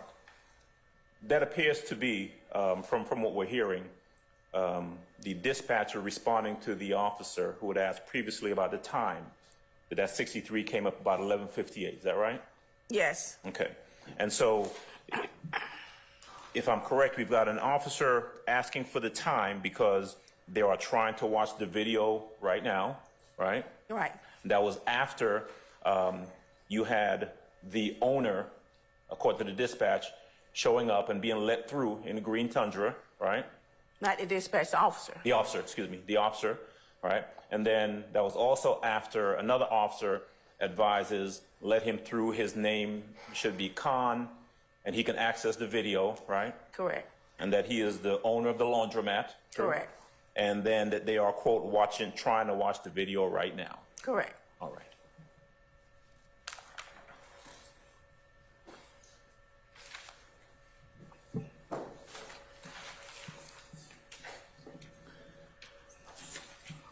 All right. You were asked about, let's see, state's exhibit. If I can, with the state's help, please put up that, the CAD report. I think that's 122C. Whatever the CAD is. 121C. There you go. Ms. Latners, you are a great help. Thank you. All right, put that up if you can, please. Please.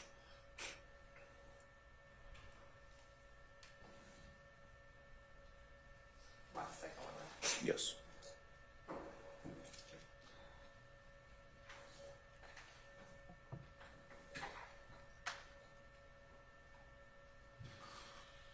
All right. This call comes in, and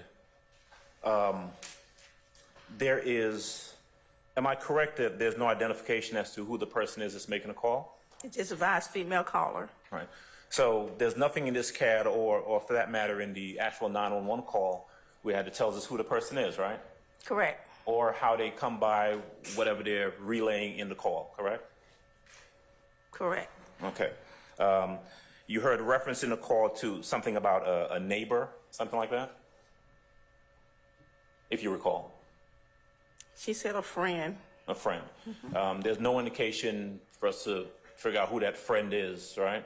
No. Okay. Or how that friend would have come by, any information that that quote-unquote friend may have. Correct.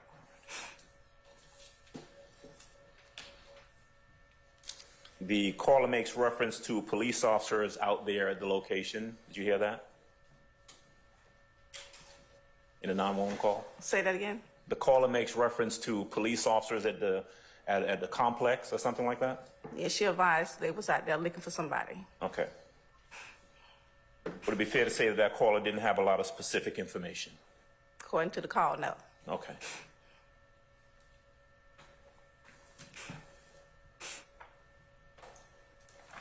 All right. If I can have just one moment, Judge. Yes, sir.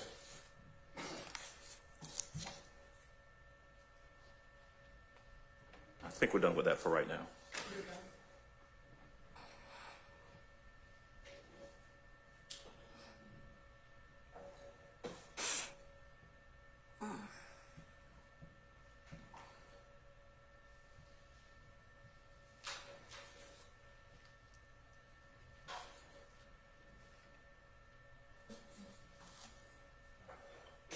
Thank you. Judge, that's all I have for this week. All right, thank you, sir. Anybody else?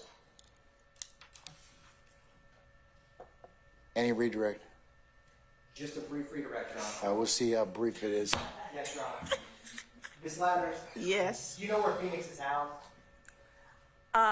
They used to be housed at the airport.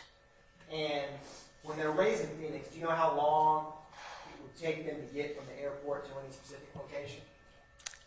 I can't advise. It all depends if they got gas, or they advise the dispatcher how long it will take them. It all depends on the weather. So they will let the dispatcher know how long they'll be en route. That makes sense.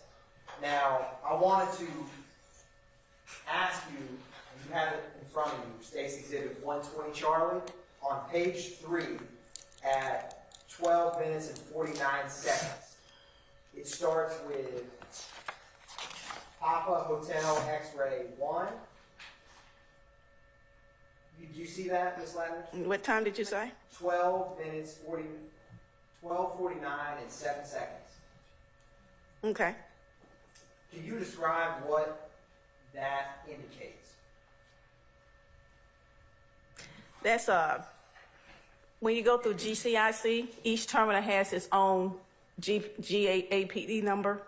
So that's somebody's terminal number, which is 2308. Each police car has its own MDTs in their vehicle, and each MDT has its own terminal number. And all Georgia terminal numbers start with GAAPD, such and such and such. But that's the number that GCIC give them. And when it says PHX1, what does that indicate? I don't see a PHX. Are you looking at 120 Charlie, Ms. Ladders? Yes. On page 3? On right there. That's Phoenix 1. That's the air unit. And what does OW mean, Ms. Ladders? Out with. And what's the time on that? It advised at 12:49 p.m. hours. And was that 911 call we had listened to? What time did that come in? From this cab? Yes, ma'am. 10:40 a.m. hours. Oh, and on the other CAD report, when you played the 911 call, what time was that? 12:32 p.m. hours. So is that Phoenix out with that you referenced at 12:49? Is that before or after the 911 call we listened to? This the only 121C. Yes, ma'am. It's gonna be after. And can Atlanta Police Department Phoenix helicopters, can they see in homes or apartment buildings? No. No further questions, Ms. Ladders. Thank you. Anything further? Yes, can we leave that up, please? Jesus Christ.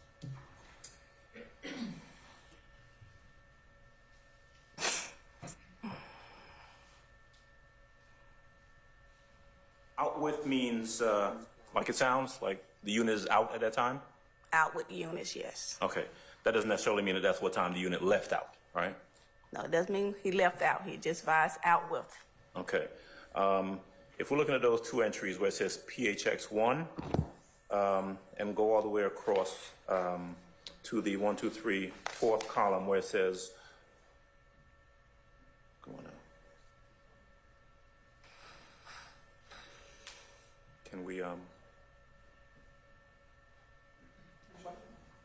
exactly what we were looking at before. There you go. Right. We go over a bit where it says, let's look at the first PHX1. PHX1, OW, then there's a date, 9/11/2013, 12:49:07 p.m. And right next to it, it says OW 2310. What is 2310? 2310 was the primary unit on this call, so he's the primary. Phoenix 1 advised he's out with 2310 on this call. Okay. And so who's the primary? Do we know who 2310 is? No, I don't know the unit's number. Units, period. All right. But looking at this report tells us that although the unit Phoenix 1 reports that they're out at a particular time, 12:49:07, it doesn't say, for example, what time they left the Atlanta airport or what time they're actually at the location. True? Looking at this report, no. All right. And I know that, if you're in a helicopter and you look down, you can't see through walls and into apartments. You can see if anyone's walking down the street or running down the street, right? Correct. All right. That's all I've got. Thank you. Anything further? Anything further from the state? No, Your Honor. All right, may Ms. Lattners be permanently temporarily excused the witness? Temporarily excused, Your Honor. Sorry. We're going to call you back at some point in time.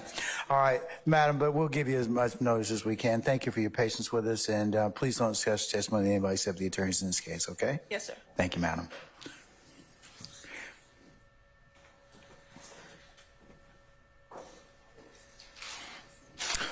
All right, ladies and gentlemen, it is a little after 5, and we're at a natural stopping point for today.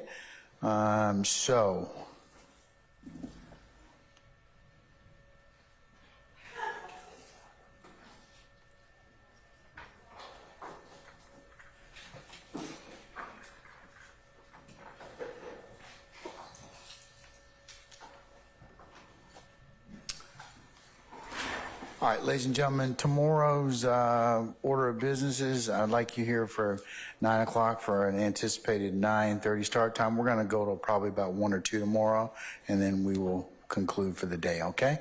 So, what inquiry of me do you have? Anyone? Okay, all right. Let's go through the roll-up, as we call it. Please leave your notepads in the basket. Don't discuss anything that we have covered here in court, as that would be improper, as the court has indicated to you already. Please do not discuss anything that you have learned within the four walls of this courtroom with any third parties, family members, close friends. Do not go by and visit the scenes. Do not do any extra research. Remember, you can only consider what's that's been presented here in court in lawful form. And ladies and gentlemen, if any third party should try and discuss this matter in your presence or hearing, of course, you would need to let myself and/or Sergeant Ingram know immediately. And again, ladies and gentlemen, thank you for your patience that you've given us and will continue to give us. And unless you have any other inquiry of me, tomorrow morning we'll see you at 9 a.m., okay? All right. All rise.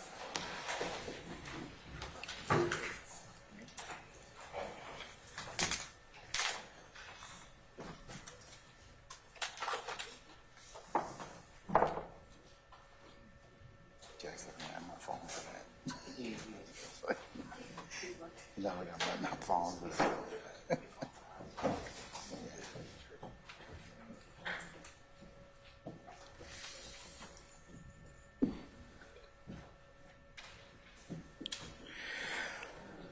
All right, ladies and gentlemen, please be seated. Our jury has left us.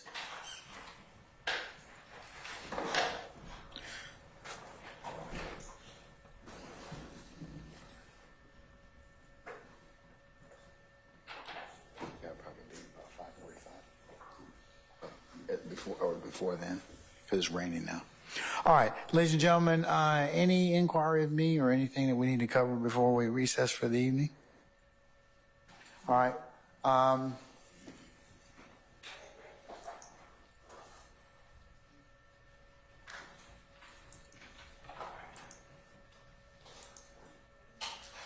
Let me ask this right now, folks.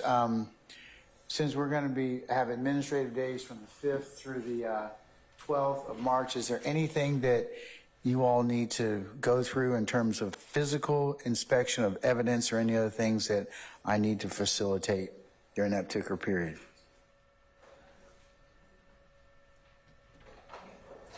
I won't speak for the defense. I'll just say that we've had an opportunity to review or allow review of the evidence, but certainly if there's anything that needs to be seen that we have and have not yet introduced, I will await defense's announcement. All right, Mr. Steele. That is fine with, on behalf of Mr. Williams. And then, Your Honor, if the state could give us maybe a month for subsequent the witnesses so we could use those 8 days to contact people, and if they want to do the availability again or the best days, that would be great. State? I think that we have provided that out, but we will update it and provide that to the defense again. How many days do you have so far? Or how much have you provided thus far in terms of the witnesses you plan on calling? Let me give you an example. Let me I'm poor phrasing on my part is. My suggestion might be, assume you were going to call witnesses that week. Who would you call and provide those witnesses to the defense? Okay? All right. Let's just do it like that, Mr. Steele. So anybody you would have called between the 5th through the 12th, go ahead and provide those so that we can kind of stay on track. Okay? Okay. All right. Anything further? All right, we got a couple more days. And so unless you all have anything else, we'll see you all tomorrow morning, okay? At 9 o'clock, all right? Okay, we're in recess. Your Honor, may I approach quickly? Yes, you may.